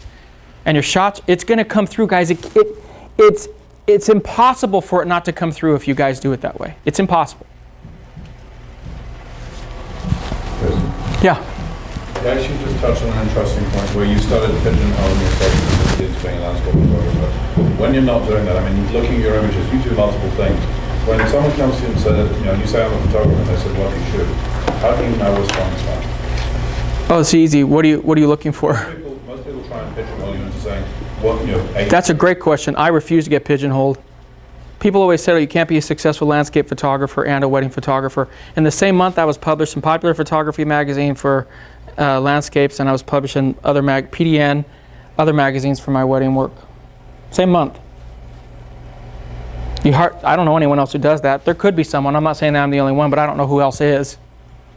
I refuse. Because guess what? It goes back to that soul. My passion, I love photography. My wife will just joke. She goes, okay. Because it's about 2-3 years ago, I was like, guess what? I'm going to do pinups. She just laughs now. She's like, well, if you want to do it, they'll turn out good. Why? Because if I get hot and bothered about it, it's going to happen. Right now, my passion is time lapse. I saw some video the guy, Steven sent me a video a couple years ago, but saw some video guy did on time lapse, and I'm like, I got to beat it. It's my passion now, right? So again, I went and spent all that money I wasn't supposed to spend. But it's my passion. So to answer your question, the pigeonholing, I think that's a great question. You'll get a lot of advice of people telling you, you can't, you can't, you can't. Screw them. Who wrote the book? All these people telling you all this crap, they're liars. Okay, understand something, guys. Photographers do lie. No, right? Understand one more thing. You go to workshops, and you don't have to believe me. Come to one, and you'll see. I'm just like this, very straight. But I'm telling you what, guys. I went to workshops where very famous photographers flat out lied to me. Flat out, not me, the group. They taught us how to do some stupid trick in Photoshop where we would get the little marching ants and select it with the lasso tool or whatever, right? And then we would put a feather on it, and then we would use an adjustment layer to increase our contrast. And then I went back and I'm like, oh, that's how he does all that. That's amazing. And then I went back and I did it at home, and I'm like, but there's like banding and it's like really weird. And I realized he completely lied because his work is impeccable. He lied because he doesn't want people to know. I'd much rather tell you, like when you guys ask how do you do your signature look, I'm not going to tell you. Right? That's a lot better answer, right? Because if I tell you I'm not going to tell you, that means when you do ask me a question and I do answer it, it's the truth. And anyone who's been worked with me or anyone who has been in one of my workshops will tell you, I share 98%. I only keep 2. Because I don't need to create a bunch of mini-me's. I want to make all the money. See, I want to be the Kobe Bryant. I don't want to be the Mark Madsen. Okay. Any other questions before we move on? All right. I have a comment. Yeah. You go back to your comment, your picture of the rich. You'd asked a question earlier. I've been with them for 7 years. I've observed some things that maybe will give you some insight. When you see something, we hike, we're out, you're in San Francisco, you're in some place, you see something, you go, oh my gosh, this is amazing. If he had taken that picture from any different angle and just captured what he saw when he first saw that bridge, he'd look at it and go, oh, it looks like a, darn. It's what you said. He changes, moves. Okay? Even though that may not have been the first shot he saw, it's the shot that made him feel what he felt when he saw that. That takes a lot of practice. So you up, down, every decision that he makes until he sees it and goes, that's what I had in my head, that's the feeling, you know. And when you're a photographer, you don't have, when you're there in person, you have smell, sound, all these feelings come to your mind, memories, but the person seeing your picture doesn't have that. You have to somehow do what he does, which it makes it look easy. I'm telling you, the reason he's standing up there and not me is because he can do it and I can't. So what's the somehow? Is that positive stuff? No, that quite frankly, it's impossible to say who's more talented in any given room, right? Who knows who's more talented? Talent comes into it. There's no doubt. I see things that some other people can't, and I'm sure there's people in the room here who can see what I see. It's the marriage of talent with ability, talent with knowledge. That's the marriage that has to happen. But from a very rudimentary standpoint, it really, really boils down to, Jason, what do I want to capture here? And stopping. This is in Ireland, and I went to this suspension bridge, right? Took me freaking 4 miles to hike to this thing. I'm fat, and I have tons of gear, and my legs are aching, and it's raining, and I get out there, and there's tons of tourists behind me who want to go, and I said, hey, hang on just a second. I said, I have a permit for the bridge. Now, I know that it's going to take them 10 minutes to verify that.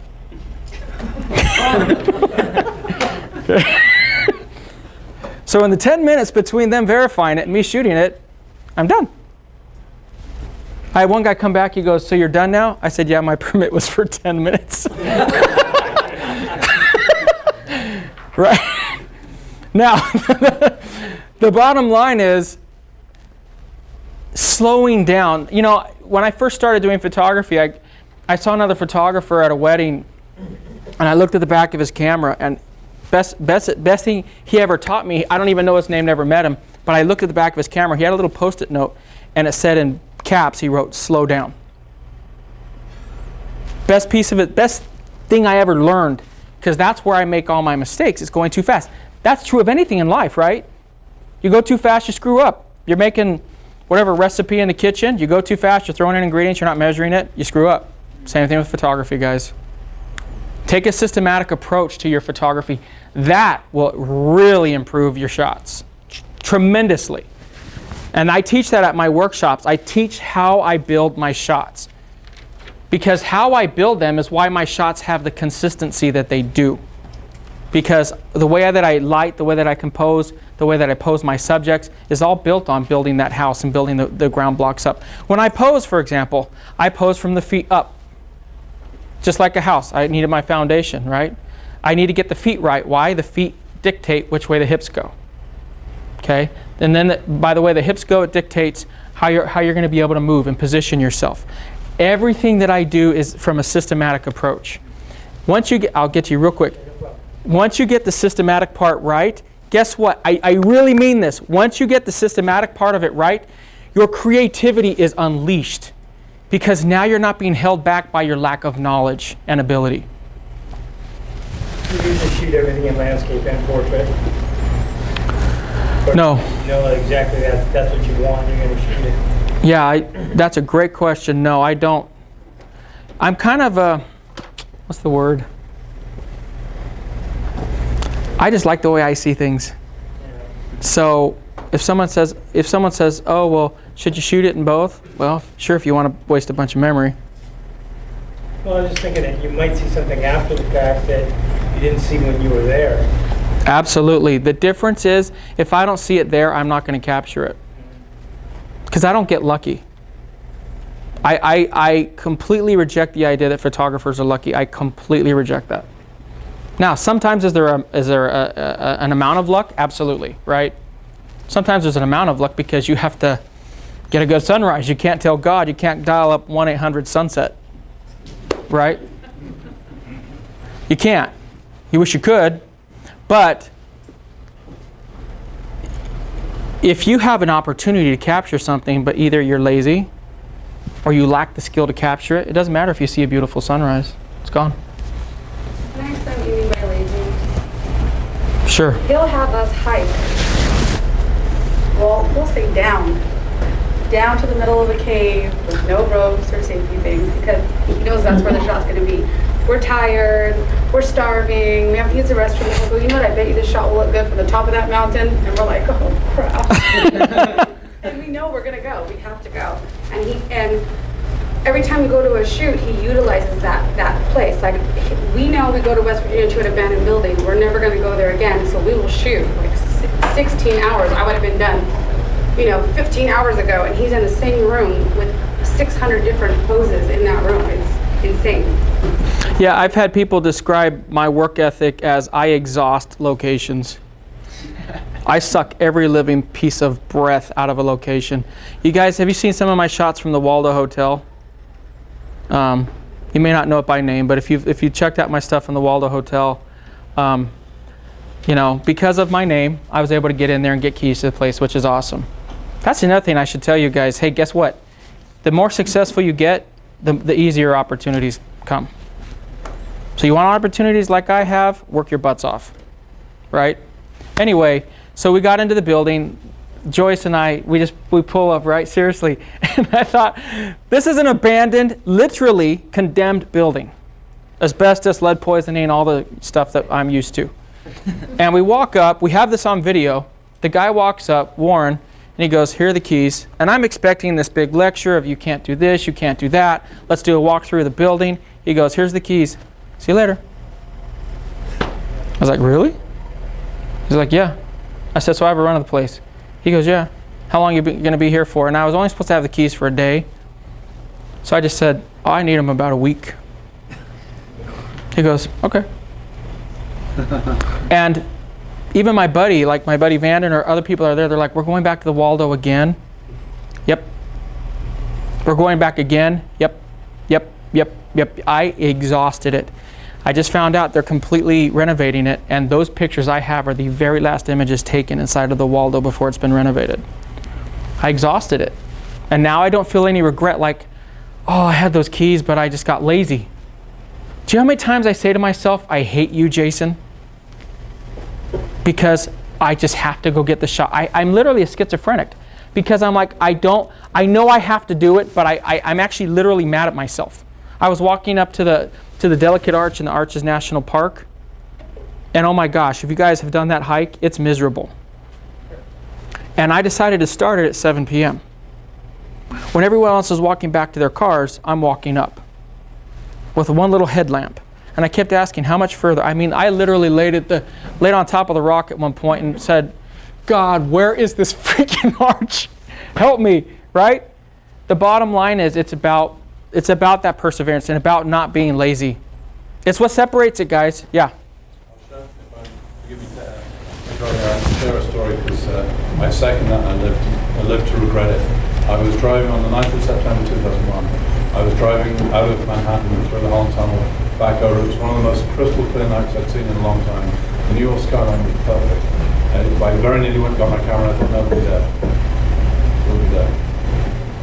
Yeah. 2 days later, 9/11. So never ever make a mistake. I second what you're saying. Yeah. Just live, I'm not some crazy yuppie or hipster, but YOLO, right? You only live once. Right? I mean, seriously, guys, get the shot. All right. All right, so this is what I was talking about, setting up people shots with a landscape photographer's eye. Again, set the background, right? Get your background straight. First, decide compositionally what you want. That's the absolute most important thing. Second thing, set your lighting. right? So we're exposing for the sky. We're exposing for those clouds. If you expose for the clouds, your shot's going to be different than 90% of people out there. And people will book you because you actually know how to take a proper photograph. That's a lost art in today's industry.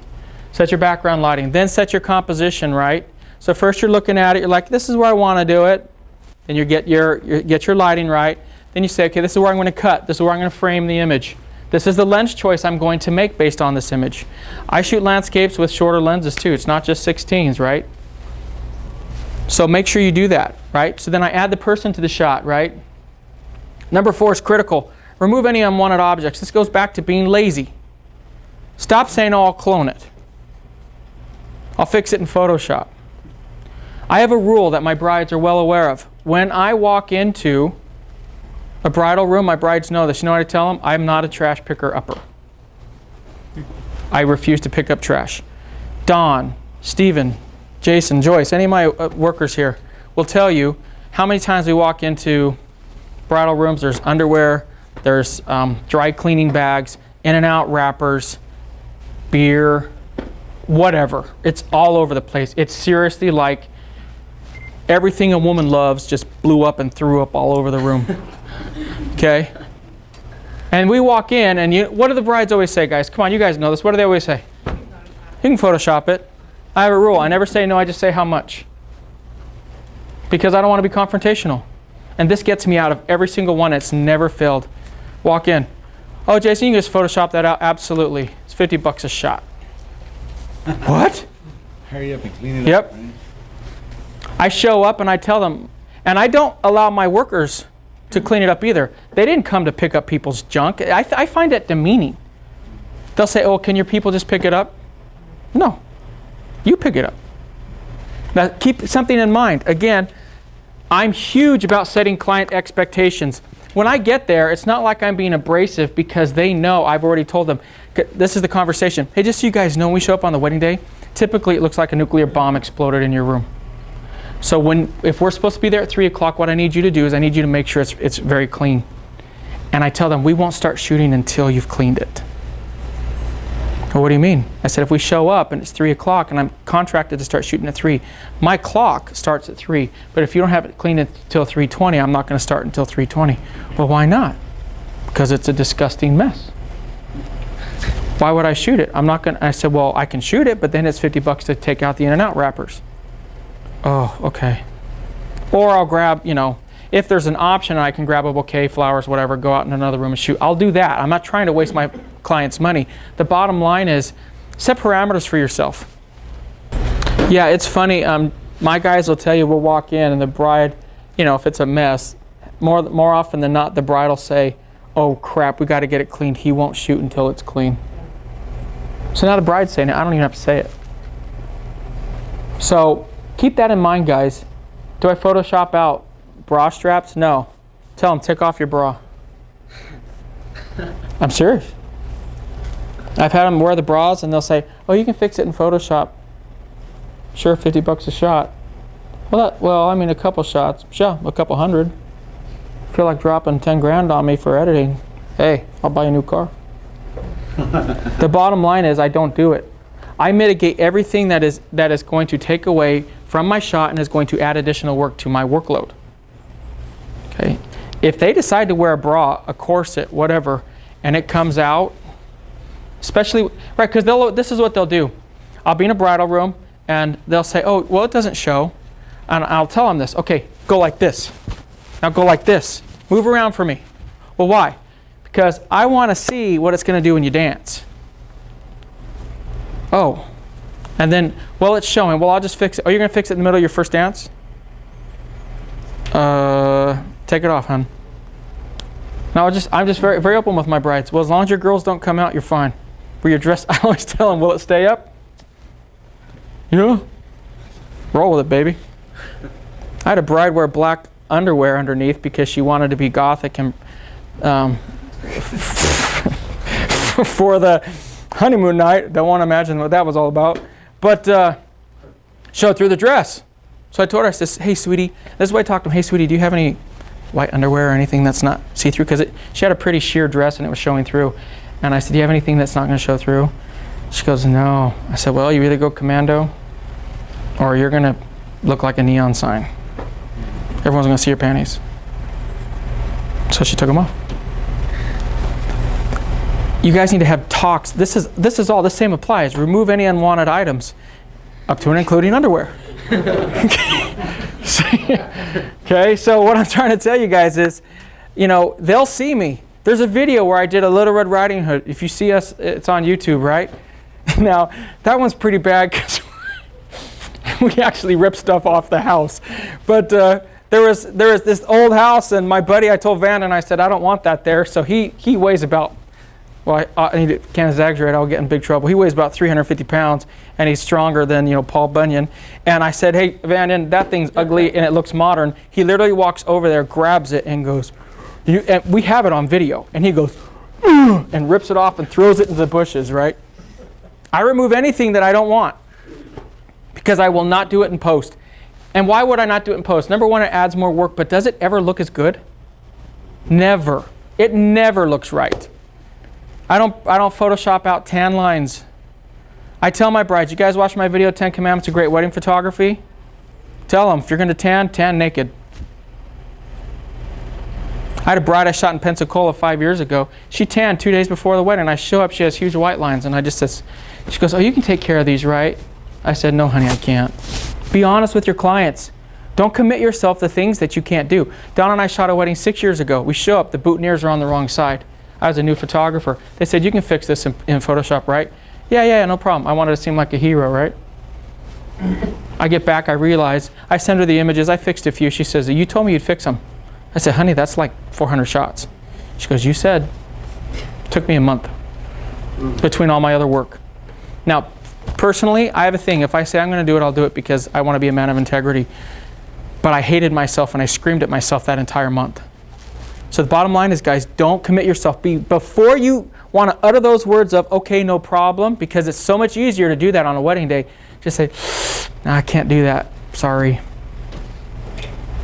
Make sure you guys don't commit yourself to stuff. Set those proper expectations and remove. And I said, I use the term canvas. Think of your work as a canvas, right? If there was any trash here or anything, it would be gone. I will not Photoshop it out. Absolutely not. All right. After you've done all that, then like I was kind of explaining to here, this is another good example. Add your subjects, which were the people. Add alternative lighting, which is going to be video lights. Video lights kick on after it gets dark. Video lights are pretty much worthless in the daytime. Okay. And you guys know I use the Pro Flash strobies a ton. Best lights out there, and they're a game changer. They'll completely change your photography, truly. How? I said they have a lot of power. They have a lot of power. The recycle time's amazing, and if you know how to use them, they're just killer. You know, pocket wizards are a joke. And I'll put the strobies, the trigger on my camera, and I can adjust all the way from 1 to 1 to 128 on any given flash that's hooked up. With the trigger. Just right from my camera. That's why it's such a game changer for me. They're amazing. And then last, you create a masterpiece. You create something that really, you bring all these elements together. Don has heard this statement more than anyone else that's worked with me, because Don was with me from the beginning of my career, and I'm very grateful to him for that. I always would say that I knew my moment would come. I knew it. Right now, as I'm speaking to you, my career is changing in more ways than I could possibly imagine. I always said that when my moment comes, I want to build my talent, I want to build my ability, and I want to have a Ferrari sitting in the garage. So when the dealer comes by and says, you can take it, it's your time, I want to be ready for it, right? Because how many opportunities, ask yourself this, how many opportunities do we let slip through our fingers? Those who know me will tell you that I view almost any opportunity as a big break. I'm an optimist in that regard. It's an opportunity. Is that going to happen all the time? No.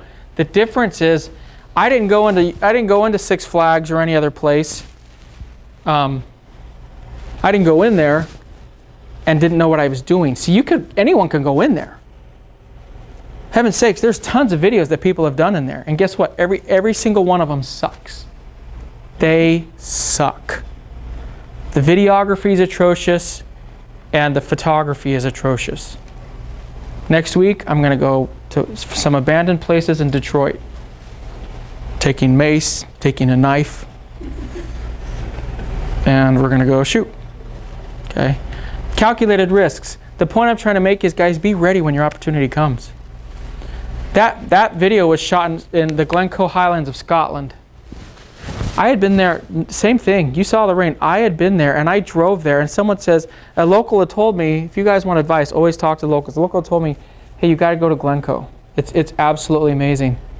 And as you can see in the video, I got there at about 9, 10 o'clock at night. It was dark.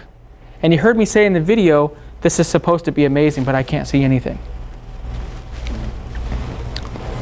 And when I got up, like you saw with the infrared, when I got up at 4 a.m., I was exhausted.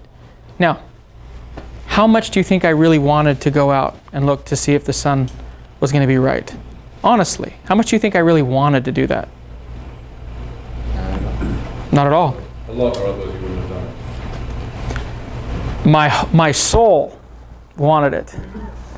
My body telling me I was bleeping crazy, I'm exhausted, it's not going to work, just sleep. But when I woke up, I set my alarm for 4 in the morning and I listened and I'm like, oh, it's not raining. And I even said in the video, sometimes after it rains, they're the most beautiful sunrises ever. And you know what's the hardest thing about being a landscape photographer? And one of the main reasons I say it's the hardest type of photography, you can't control the elements. So there's so many times you get up in the morning for that sunrise, and 9 times out of 10, it's actually not that good. That's the honest truth. You get up and you shoot it. I'll get back, my wife will say, how was it?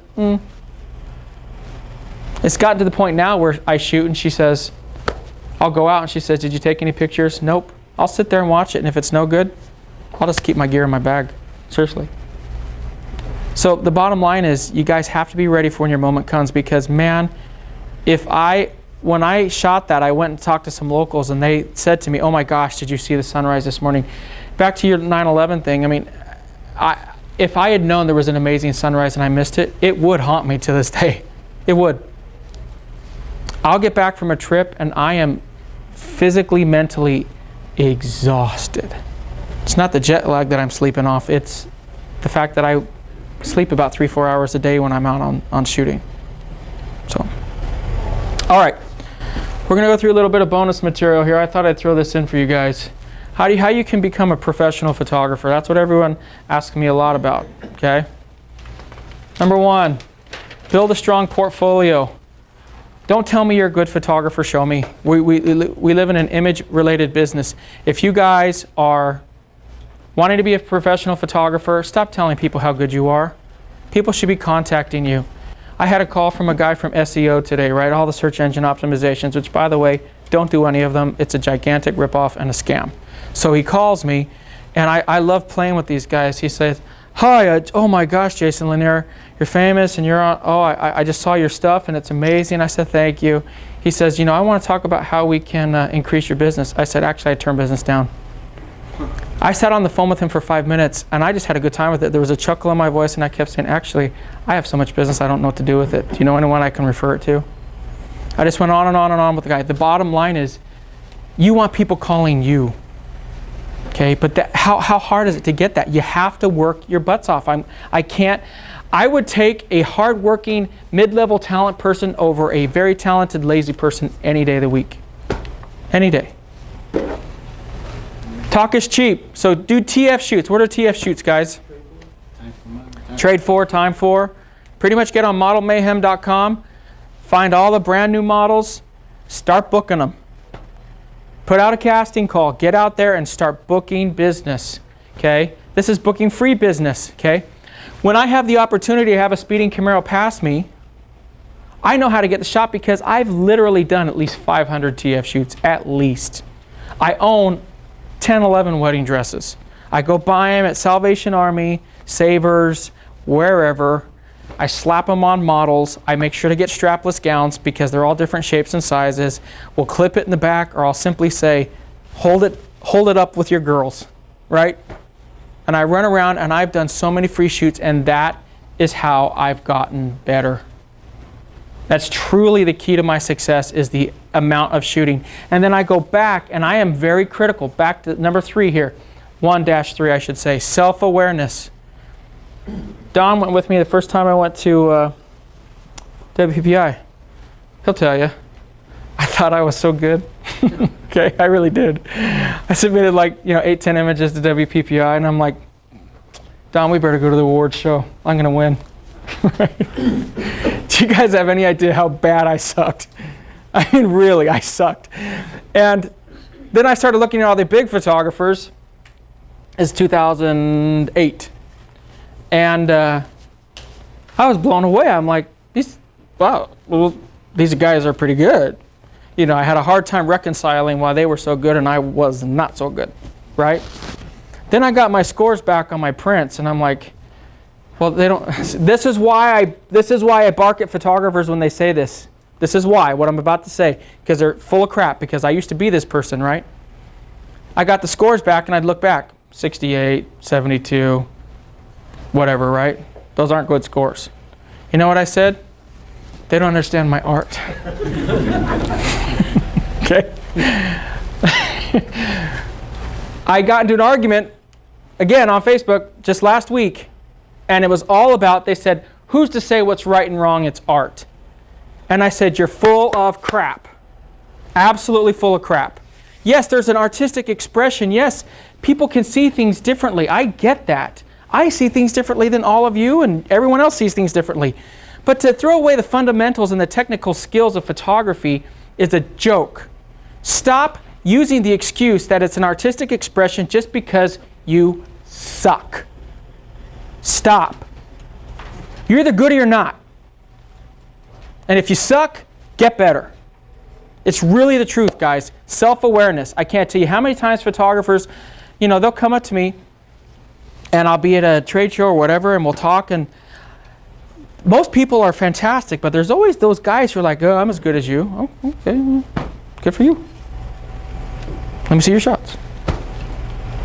I got in a discussion again, I keep referencing it, but the guy says, oh, well, the question was related to if the sun is behind, somebody posted on Facebook, if you are shooting a ceremony and the sun is behind the bride and groom, but you want to expose for the background, how do you do that? I just wrote on there, I said, well, it's simple. You expose for the background, put a flash on your camera, sit in the center aisle and shoot. And someone said, no, you should blow out the background, and then you take your sliders in Lightroom and you bring down the exposure, and then you bring up the shadows. And I wrote to him and I said, well, that's going to give you a really muddy image with it's going to lack dynamic contrast. You're muddying up your image. The guy pulled the total jerk move of all time. He wrote, check my work, bro. Okay, so I go and I check his work. He has 3 times the amount of followers that I do on Facebook, right? In this day and age, we live in a society where your amount of followers dictate how good you are. We do. We do. Okay, I wrote back, I checked it. You proved my point. Okay, and then I got banned from the page. I did, because photographers can't take feedback. Now, someone asked me, well, you shouldn't bag on other people's work. I said, no, I didn't make fun of him. He said, check my work, bro. So I wrote back, I did. You proved my point perfectly. And he replied, oh, it's a great shot. I wrote back, as long as you tell yourself that. He says, you're an old-fashioned photographer. I said, you're crazy. There is a and then a guy came on, he's like, oh, well, that's when he pulled out. Who are you to say what's right and wrong? And I wrote, don't you think Michelangelo followed rules of painting? Leonardo da Vinci. There are rules to art. You cannot discount that. Huge pet peeve. Learn the rules, guys. Yeah. Say again? Jackson Pollock. Yeah. Yeah. Well, no matter what you do, there are fundamentals that have to be followed. Everyone has their rules, right? My point is, guys, learn those rules. Learn what you're supposed to do so you can have fun. That's what I'm trying to express. I know, not everyone knows, there's no one who knows everything, myself included. Nobody. But I know most of the rules of photography. And because I know those rules, I can play. It really is. They'll tell you on a shoot, it really is like going out and playing. What do we want to do this time? We doing natural light? That'd be fun. Are we doing off-camera flash, video light? Are we doing video with off-camera flash? Guess what? We can throw all of them in. It's literally like being a chef in a kitchen. And you're like, what do I want to create? That's freedom. But you have to be very honest with yourself about where you lack. So Don and I get back from WPPI. My scores are horrible. And you know what? It took me about a week or two to really suck it up. But I said to myself, Jason, you're just not that good. And then that sparked an unending passion to improve. I mean, relentless, a fever that exists to this day. It drove me to where I am today to completely improve myself and to stop making excuses for my lack of abilities. Get the right gear. Don't buy crap. Okay? Now, easier said than done, right? I mean, money doesn't grow on trees. It's hard buying gear. And that's the chicken and the egg, right? How do you buy gear if you don't have jobs? It's easy. Go out do the TF shoots. I built my business. The first wedding we did was Brittany and Greg. And Dawn and my wife and everyone joked around that it was the Greg and Brittany show on my website, right? So people would go to my website and they would see that I only had one wedding. So guess what I started to do? All these TF shoots, I supplemented it. Started adding girls in. Oh, look, he shot here, right? I wanted to become a destination wedding photographer. You know how to do that? It's a big shocker. I shoot all over the world now. You know how you do it? You got to go out and do it and show people that you can. Just shot a wedding last month in Aruba. Okay? How do you do that? I went on to wedplan.net. There was a wedding for $1,500 I would see. And I had three things, right? They had to have a good venue, a good dress, and they had to be good looking. If they had the three goods, I'd shoot it for pretty much cost or if I was losing money. I'd go out and shoot it. I went to one in Milwaukee, Wisconsin. I think you shot that one with me, right, in the forest? Yeah, we went out and shot. And by the time I brought Don along, this is not a guilt, I lost money on it. But he went out for free. I didn't pay him either. We wanted to build our portfolios, right? So we go out and we shoot it. And guess what? Now we shot a wedding in a forest. So now what do people think? Oh, well, geez, if Joe Blow flew Jason out there, they must have a lot of confidence in his abilities. Well, perfect, then I'm going to fly him out to do my wedding. I shot my first wedding in March of 2007. The rest of that year, I had no weddings booked. He'll tell you, no weddings booked because we had no idea how it was going to turn out. In that year, for that year, which is a hotel term, in that year, for that year, we booked another 35 weddings. And the vast majority of them were off of wedplan.net for $1,500 or less. Okay? But in that first year, I built my entire business. The entire framework for my business was built off of that first year. Didn't make any money. Told my wife, it's rice and ramen, baby. But I built it. And then I built a portfolio that was very solid and robust. That's the way to do it, guys. Determine who you want to be. If you want to be a sports photographer, find a way to break in, guys. No shortcuts. There's no shortcuts in photography. Hard work. That's it. Back to the gear. Don't buy crap, right? Determine what you want to do with your photography. One of the best pieces of advice I could give you is if you truly are looking to do a prolonged or having a prolonged career, get a full frame camera. And get it as soon as you can. Because you're going to go buy a crop sense lens or a crop sensor camera, and you're going to buy a bunch of lenses. Then some schmuck like me you're going to come to my workshop. I'm going to tell you, oh, you should probably buy a full frame. And you're going to say, what the freak? I mean, I just bought like $3,000-$4,000 of lenses. right? I'm not saying that you can run out tomorrow and buy a full frame. What I am saying is, instead of going and buying all these ancillary or additional lenses, get a full frame camera. If you want a prolonged career, if this is a hobby or whatever, do whatever you want. Don't listen to me. But full frame is huge, guys, for resolution. It's huge for ISO sensitivity. It's huge for so many reasons. For your frame, it's a full frame. You see a lot wider. You see all my shots. These are on full frame cameras, 16 and 14 millimeter wide angle lenses. Okay, stop buying Tamron, Quantaray, Sigma. I know it's a third of the cost. And I know that Nikon and Canon are overpriced, but it's better crap. The glass is better, they work better, they last longer, and the optics are much, much better. Yeah. Can you elaborate more about the right gear? You mean it depend on the value money of the gear or depend on the vendor name? Yeah. If you shoot Canon, get Canon. If you shoot Nikon, get Nikon. Same with flashes. Stop buying the Nissan, whatever crap, man. I'm not making fun of people. I've had all the crap. I have. I convinced myself that I could use a 28 to 300 Tamron and it would be the same. Piece of crap.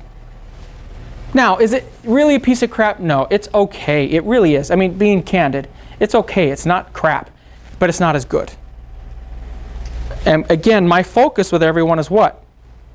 If you really want to make money, you got to be better than other people. Most people are running around with crop sensor cameras and cheap lenses. Another big one, prime lenses. Get prime lenses. He's shooting me with a prime 1.8. That's why he's getting me, and it's dark. It's not a piece of crap. Get good gear. Okay, it makes all the difference. Now, for a wedding, what do I primarily use? I use my 16 to 35, I use my 105 macro, and my 80 to 200. That's pretty much what I use for any wedding. Now, I ventured into the mirrorless camera market just last week. Got myself an A6000 for Sony. Probably career suicide. I'm going to shoot it tomorrow at Disney. It'll turn out, yeah. It will. I took a challenge one time. A photographer client, I'll get to your question, but a photographer challenged me. She said she was shooting my wedding. I was shooting her wedding. She said, I bet there's no way you can shoot the whole thing in 50. I did. I worked off a lot of calories, but I did it. But yeah, it'll turn out. Yeah. What lenses did you get rid of that A6000? Pretty much anyone you could buy. So you got all those lights? Don't tell my wife. I got a bunch of the Cine lenses. I got the 50 to 50, the 50 to 50 to 210, the 16. 16, 17. Yeah. There's a 30. There's some really good glass. The NEX series is just, it's phenomenal. It really is good stuff. And it shoots RAW, it's 24 megapixels. The A6000 is, so I'm going to use it tomorrow during the entire ceremony. Career suicide. And 11 frames a second if you elaborate. Exactly, 11 frames a second, and that camera has 179 focal points. They've compared the A6000 next to the Nikon D4S with autofocus. It's just, I bought it just because truthfully, why I bought it? I bought it last week because I said I'm going to Detroit. If I get mugged, I want to lose $1,000 a gear. I don't want to lose $15,000. You guys might think I'm laughing about that. I've been robbed in New York. I was carjacked in Paris. I fought the guys off in Paris. Slammed the guy's arm in the door, and I've never felt more satisfaction in my life. Now, he stole my jacket, which had my wallet, all my money and everything, but luckily I had my passport, so I got home. But it happened. So I bought it for Detroit, and then I bought it for Ethiopia. And now I started playing with it on the 4th of July, literally at a family pool party, and I was absolutely floored. I'm like, this stuff is the real deal. I mean, it's good stuff. So anyway, 3, market yourself. If you guys aren't on social media, then you're not going to book business. Get on social media. Facebook. Now, Facebook I have a beef with because Facebook, they pretty much double dip. You get fans, and then you guys see that little charming thing, boost your audience or boost your post. I refuse to do that. I refuse to pay them. Now, I'm not going to lie to you guys. I used to advertise about, I think it was $7 a day I used to do to gain audience. I stopped that about 2 years ago. When they started limiting the reach is when I said I'm out. I don't care if I go up any fans. That's one of the reasons it really slowed down, because that's what photographers do. So like that guy who said, check my work, bro, all he's done is paid for fans. And it's one of the main, so that's why be careful, guys. When you see somebody has tens of trillions of followers, they're paying for fans, guys. Unless you're Tom Cruise, Lady Gaga, whoever who legitimately has fans all over the world, most people are paying for fans. They really are. And I could lie to you and tell you that's not the case, but it is. This is the truth, though. Since I moved to YouTube, I pick up about 40 to 80 fans a day on YouTube, and you can't pay for fans on YouTube. That is completely organic, and it's why I'm moving all of my operations, not all, but I'm moving a lot of what I do over to YouTube. I'd say 4 months ago, I had 400 followers on YouTube, and by tomorrow, I had 4,000. All organic. And YouTube, I had no idea. I mean, YouTube, they'll tell you I film it. Look, I'm filming with 2 cameras. I film every single thing I shoot. Because I never know. I never know it's going to be a shoot that's going to change my career, right? I seriously don't. So even if the client doesn't pay for it, a video crew comes every time. Comes on my TF shoots, comes on my model shoots, comes on my workshops. I film it for liability purposes, and I also film it for promotional purposes. And YouTube, here's the big thing, right? You post a picture on Facebook, and then the next day it's in a graveyard. Am I wrong? Meaning, you post a picture, you'll get 10, 20, 50, whatever likes. The next day, you might pick up 1 or 2. By day 3, nobody even looks at it again. YouTube is the exact opposite. It's why I love it to death. The older the content, the more powerful it becomes. Okay, guess what else? Who owns YouTube? Google. Who's the king of SEO? Google. Why are people hiring me? I just got another email for a Disney wedding today. It's because I have Disney stuff up on YouTube. I'm getting found and discovered because of YouTube. It's a huge game changer for me. I wish I had paid attention to it 5 years ago. I'd literally be 5 times ahead of where I am today. But I'm not going to cry over spilled milk, because here's why. Because I practice, I look like ShamWow, right? Here's why. Okay? For $9.95. But I'm ready for it. My wife and I had this conversation. I said, you know, if I had been discovered many, many years ago, I wasn't good enough. We have recent photographers who have fallen on very hard times, very, very famous, well-known photographers, because they're full of crap. My point is, be ready for that moment. Market yourself and drive your business. Learn to be hated and loved, okay? Believe in yourself. This couldn't be any more true, guys. People are going to hate your stuff, and they're going to say nasty, horrible things to you. If you can't stand the heat, get out of the kitchen. Seriously. To this day, I have people tell me, oh, your work blows. You suck. Now, my personality, I tend to mix it up with people. Oh, yeah, let me see your work. I shouldn't do this, but I got into one guy, so I guess the idiots over at Popular Photography Magazine just don't know what they're talking about. Right? The bottom line is, though, for the most part, you're just going to delete them. Empower yourself. Somebody comes saying something nasty to you, don't cry over it. Ban them from your page. Tell them to get the hell out of your life. Seriously. I ban them from YouTube. I ban them from Facebook. One guy really pissed me off. I did a video about him, and it's been so popular that now when you Google his name, it's the first thing that comes up. Because he said disgusting, very vile things. And I was actually defending newer photographers. I was. I put out a video that said, older photographers need to stop being jerks to newer photographers. And he said, he's the one who taught me the MWAC. He's like, oh, I'm sick of all these stupid MWACs. He says, you know, these fat moms are just coming to your workshops to take your Effie this. So I did screenshots of everything he said. Then I did a video about it, and then I blogged it. And then I found what organizations he worked for. I sent it to them. He got fired from them. And then I posted on it. And now he has to live with what he said. Now, can I do that for everyone? No. And is everyone as vile as him? No. He takes the cake. The point is, if you let people just bombard you with how much you suck, keep a couple things in mind. Number one, you're relinquishing your self-esteem to them if you don't fight back. It's like a bully who continually slaps you every day and you're like, oh, I'm just going to take it. Don't take it. Either ban them if you don't want to deal with it. I'm not saying you have to be confrontational. Get them out of your life. Ban them. I have a sister-in-law who says stuff about, this is no joke. She would say, oh, well, your shots are too sexy or whatever. I said, you're banned. Get off my page. I saw her at a family event. I said, sweetie, it's just better if we're not Facebook friends. I don't want to hear it, right? The bottom line is, guys, what it boils down to is take control of your social media and take control of that public element. I mean, we have such a horrible society in that regard where people, I call it drive-by, people just, they're anonymous and they say whatever they want, right? Take control of it. Don't let them say that to you guys because it will drag you down. I speak to so many photographers at my workshops and they tell me I'm so dragged down by everything people say to me. So guys, take it back. Take control of it. Okay? Last thing, get educated, guys.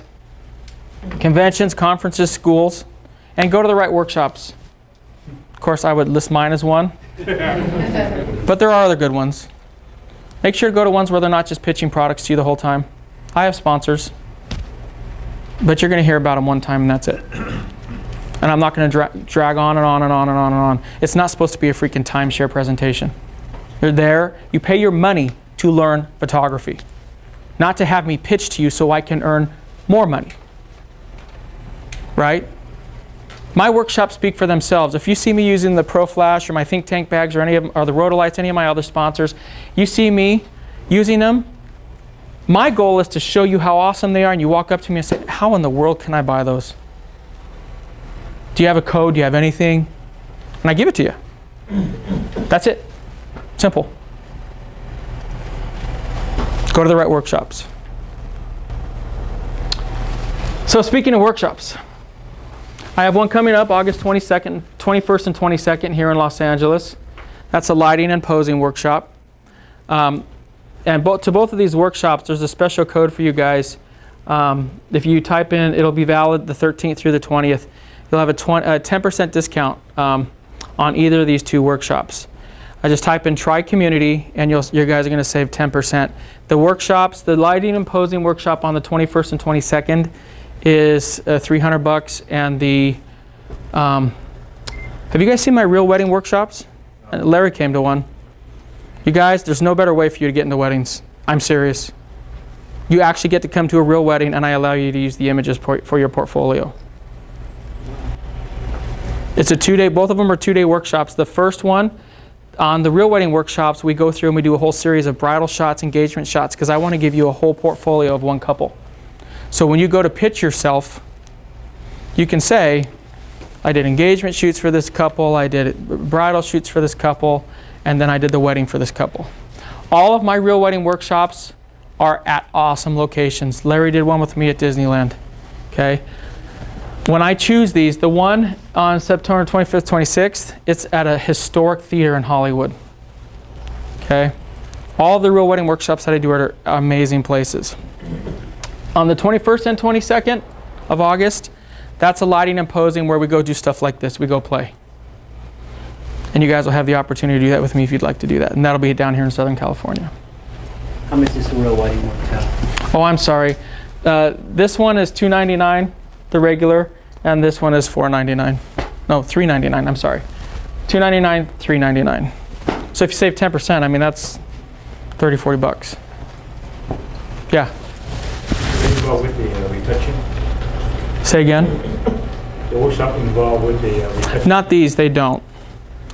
I don't mind teaching. I used to do a lot of editing workshops, and I would be very candid with them and say, this is as far as I'm going to take you, and I would tell them that ahead of time. However, they bore me to death. I'd be doing them, and I just want to go shoot. Break into some abandoned place. And when I say break in, I do need to qualify. There are parameters. I don't bust down doors. I don't break in windows. I don't hop over fences. It has to be something that is accessible. Tall fences. If I can actually walk over it, then it's legal. Joyce, she couldn't hop over a 1-inch fence. So, yeah. Please go see your website in order to register or Yeah, you go to jasonlanierworkshops.com. Oh, let me show this to you guys real quick. Yeah, just go to jasonlanierworkshops.com.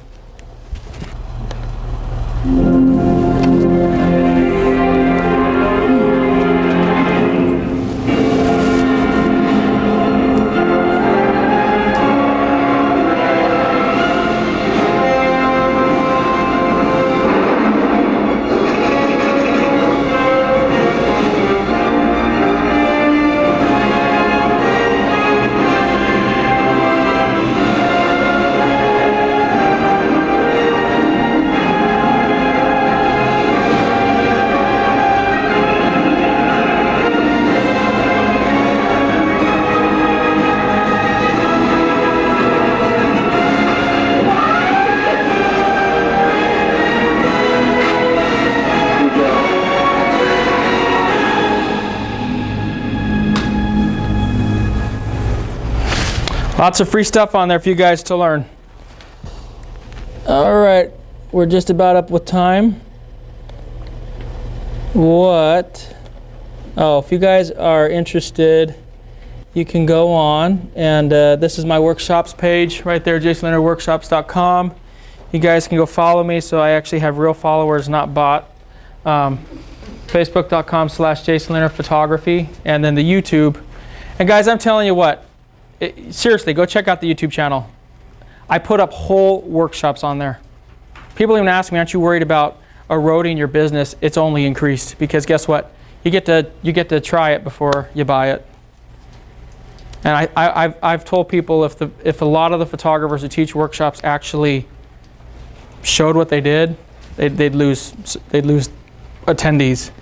I put full workshops on there. I don't hold back, because I want you to watch it, and for you guys to say, I want to do that, because there's nothing like attending. So go to youtube.com/JasonLanierPros, and I'll take whatever questions you guys have up until they throw us out of here.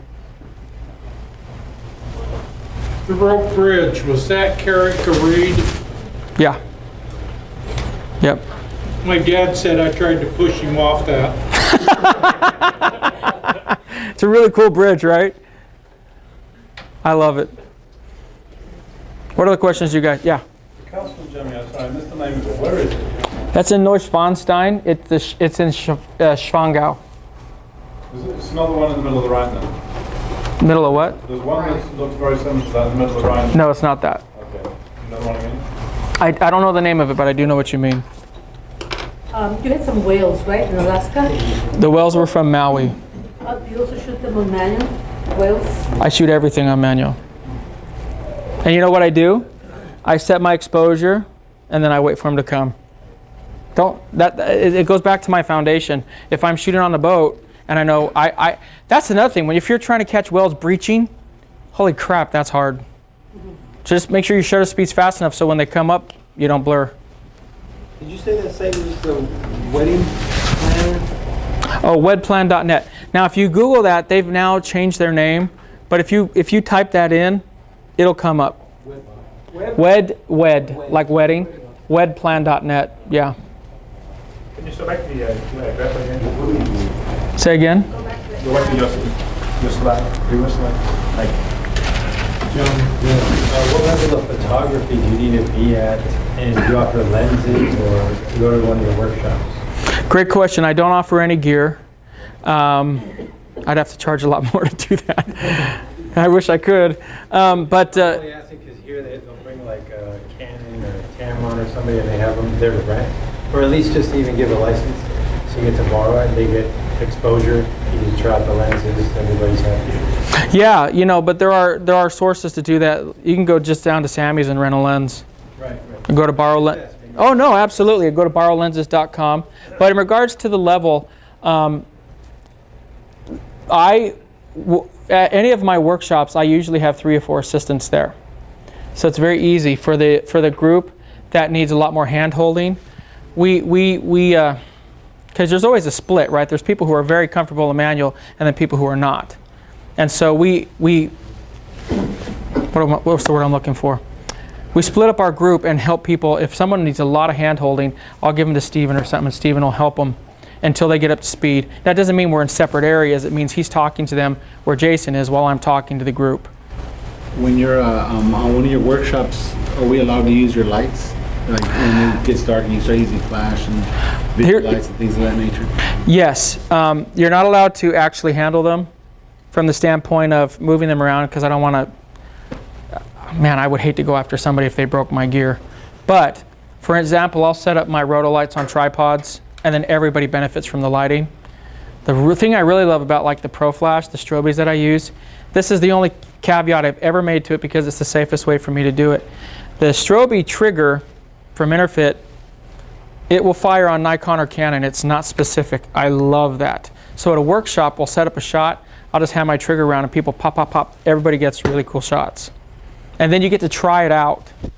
So yeah, yes, you benefit from all the gear, but you know, no, you say, hey Jason, I'm going to take your roto lights or your flashes and go all the way down the mountain. I said, no, you're not going to do that. So we can bring our own gear though, right? If we want to do something like that.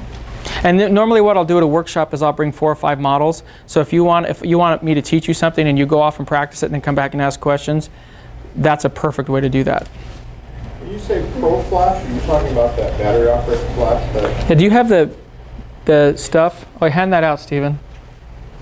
He's going to give you something for think tank bags and for the Pro Flash. Do you limit the people, the amount of people that go to the workshops? 10. To what amount? 10. Yeah, I decided, because it's a great question, and I decided a long time ago because of the workshops that I went to, I did not want to have workshops where people couldn't learn. So it's not about money, it really is about creating an environment where people can learn. Because I went to workshops where there are 50 people, you can't learn that way. Right. Everyone's bumping into each other, hitting each other on the back of the head with lenses, it's horrible. I was going to go to one in September, but the guy said there's like 25 people. Yeah, 25 people, you're wasting your time. You really are. I just want to say that the YouTube site is really good, because Joyce first told me about you. I went to the site and I think I must have been on for a good 45 minutes just watching the videos you have. I mean, they're like, half hour, 40 minutes. Yeah, I've had people tell me they've been on it for like 2 days. Because there's a lot of content on it. Yeah, there's a lot. I'm serious. There's a lot of content. I watch the same videos over and over. Awesome. Because you miss stuff. Yeah. You know, you miss something, or it's like rewinding. Yeah. They really are very informative. What other questions do you guys have? Do you have something, maybe like a suggestion list for workshops for equipment? Absolutely. We do a preparatory webinar before each and every workshop, and I have a whole presentation on there where it goes through gear and everything. And just so you know, vast majority of photographers come with usually a crop sensor camera and 1 to 2 lenses, and they really benefit. We were waxing lyrical about the 78 that would need a notice of crop sensor. Do you have a concern about that? I mean, everything that everyone says looks like really cool camera. Is it breaking the mold?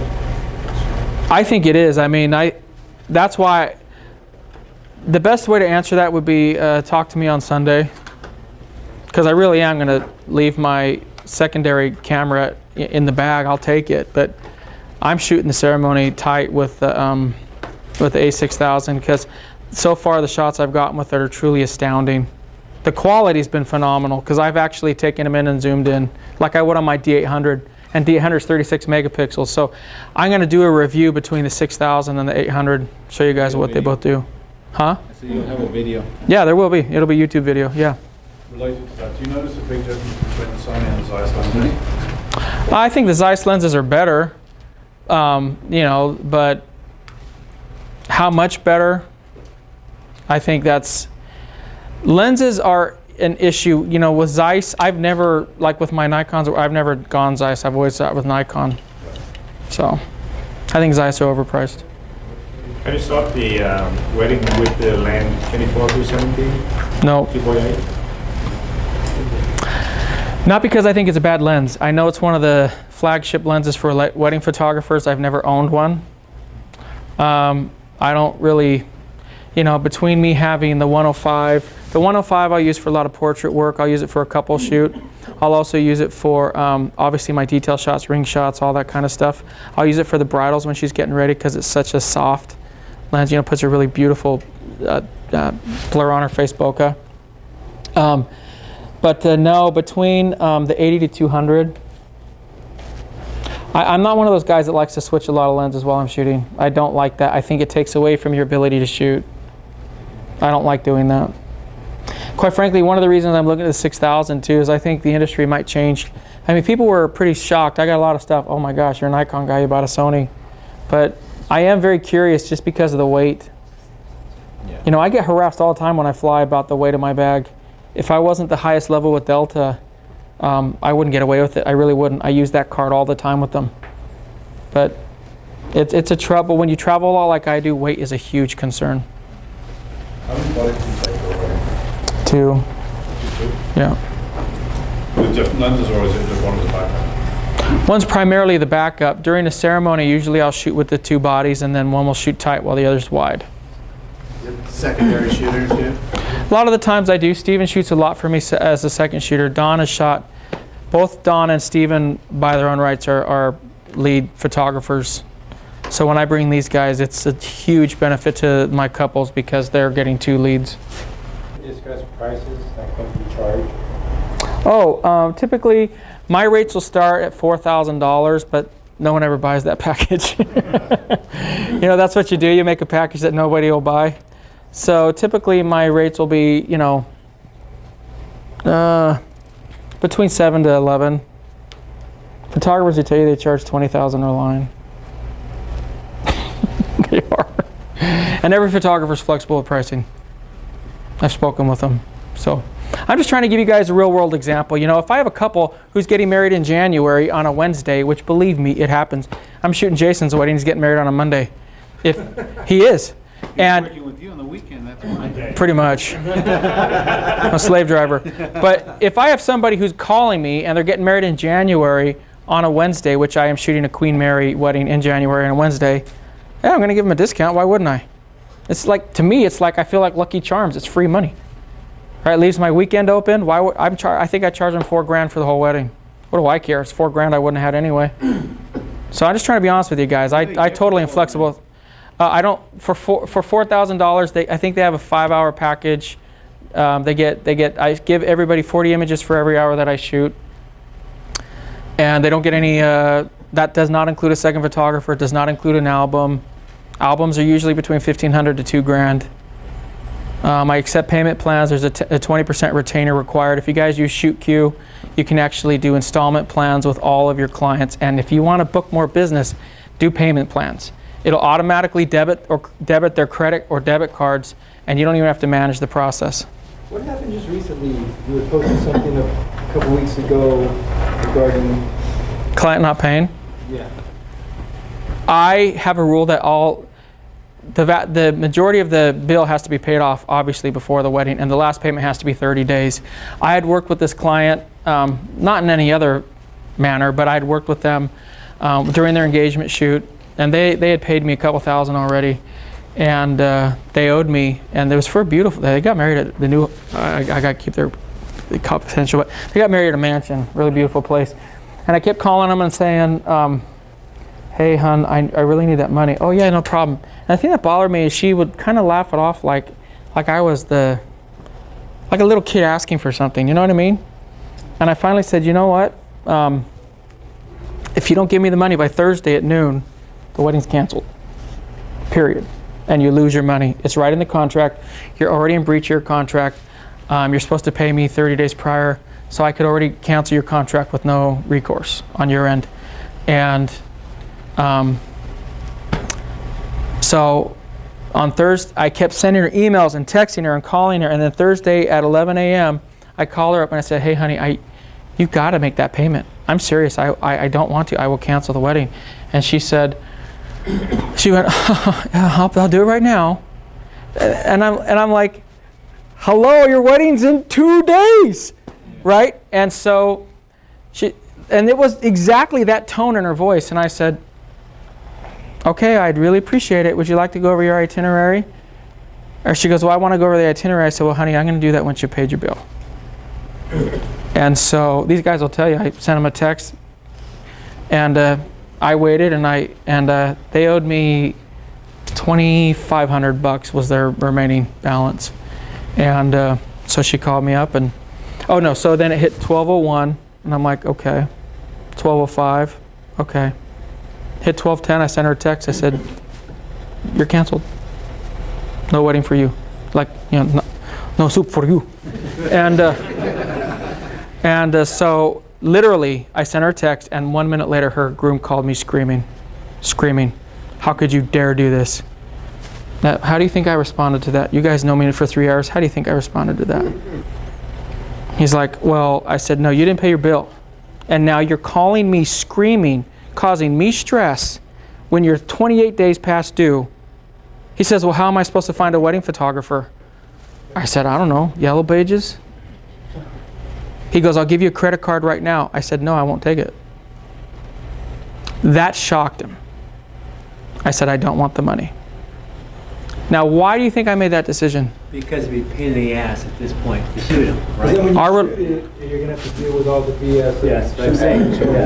Yeah. I think it was courtesy enough that you waited. Seriously, right? And if they didn't pay the day, 30 days before, 1 day after, that would have been it for me, but I mean, you did the courtesy enough to wait the whole day before and the day after the wedding, and you still, I would have just canceled the, but you gave them that leeway and I even put on my Facebook page, yeah, and I put on my Facebook post, of course I kept it confidential who it was, but there's a couple reasons I posted on Facebook. Number one, I know that she's going to go around and lie. Oh, my photographer didn't show, so we had to get someone here. He did this or that. So I wanted people, if they Googled me, I wanted them to see, no, you didn't pay your bill. Okay? Control your presence. Don't let people talk crap about you. The other reason, 2 reasons I didn't accept it. First and foremost, our relationship is eroded. Right. I'm going to show up to the wedding. It's not going to work. I extended so much courtesy to her, and she didn't reciprocate. Second reason, I come from the hotel industry. There's a reason I do 30 days prior. I don't want to deal with chargebacks. She very easily could have done a chargeback. What's the chargeback? Chargeback is where they dispute the charge. Because in her mind, I know what she was convinced I would, because I'm such a nice guy. She kept telling me, oh, you're such a nice guy. This is before I canceled it. And she was convinced that I would show up, she wouldn't pay me, and then I would still shoot it. She says, oh, fine, just show up on Saturday. This is on a Thursday. She goes, show up on Saturday, we'll give you cash. I said, no way. I'm not driving all the way out there, because if I'm standing there, you're a guest at the wedding, you're maybe a brother or something, and you see the photographer standing there, what are you going to assume? Hey, why is that jerk not shooting? What's his problem? Why is he not shooting? All of a sudden, I look bad. There's no way for me to win. I show up, and they do pay me, right? I show up. Oh, this is the jerk that was harassing them right before the wedding. Because of course they're not going to be honest. Here's the craziest thing. That happened. Literally the next day, I get an email from a bride saying, my photographer just fell through at my weddings in 12 days. And because I felt like it was a blessing from above, I said, I will do your wedding for $2,500. Because I felt it was a way of God blessing me, and I wanted to bless someone else, and I felt like it was a way of me being made whole. It was awesome. So, just, yeah. Now, when that happens, how much of a percentage or how much do you keep from that? Because I'll be positive. I laugh because we had this conversation with a groom. He texts me and he says, oh, well, since you're keeping thousands of dollars of ours, we'll be booking some additional shoots. And I literally called him up laughing. And I said, dude, you're not getting a dime back. You lost your money. now you're reserved for them. I told him that. I said, I lost out on the date. See, I come from the hotel industry. You don't show up and they have an oversold situation, they charge you a no-show fee because they're out. You told them you were going to come and you didn't. And they couldn't understand that concept. He says, well, you still made thousands of dollars. He was so incredulous. He just said, I can't believe you're going to do this. He said, well, just keep your money then. Keep your $1,000 you didn't earn. Keep your thousands of dollars you didn't earn. And I said, I said, dude, I'm out $2,500. What do you mean? Keep my money. Of course it's my money. I'm out $2,500. So he says, well, what shoots are you going to do for us? I said, 0. Out. You're done. I said, don't contact me again. Treated him like a telemarketer. But your wildlife, what do you do with it? Who buys it? You sell it? Yeah, I sell it. Yeah? Yeah. Where do you sell it? I have a gallery online, and then recently a lot of museums and stuff have expressed a lot of interest. But yes, I have a gallery. If you go to jasonlanierlandscapes.com, you can click on it and go right to it. When you do weddings, do you give digital images or enterprise? I give digital images.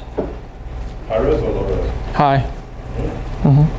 You say you give about 40 per hour. 40 per hour. They're all edited? They are all developed. Developed. And that's right in my contract. They're all developed in Lightroom. I only take 5% into Photoshop, and the 5% have the signature look. That's the painting look. So outside of that 5%, they don't. And I never have a single client complain. Because I know how to shoot, the images look great. They look great raw. They look a little better developed, and that's it. Why, right? That's a big discussion in our industry. Why would you give away images? It's called workflow. It's called workflow. I already charge enough for my time. And clients these days don't spend a lot of money on prints. I don't care what anyone tells you. Occasionally I'll get someone put a $600, I use Pictage or whatever. Someone put the $600 order through, $1,000 order. Most people. Thank you for coming. We are now closed. We have good night. So I'll put together a few of those, and then, but yeah, I don't do anything else other than that. So. Okay. Thank you guys. Appreciate it. You're welcome. You know, typically there's a break taken. Nobody left. That's awesome. Usually, pay break. Like I'm like dying here. I finally had to go to the end. Nobody left. This was great. That's awesome. I've never all the people I've saw spoke here. I've never seen anybody do that. Just go straight through and nobody moved. Wow. Good job. Thank I gotta you. get to work. Yeah. Man. All right. Take Terrific. care. Thank you.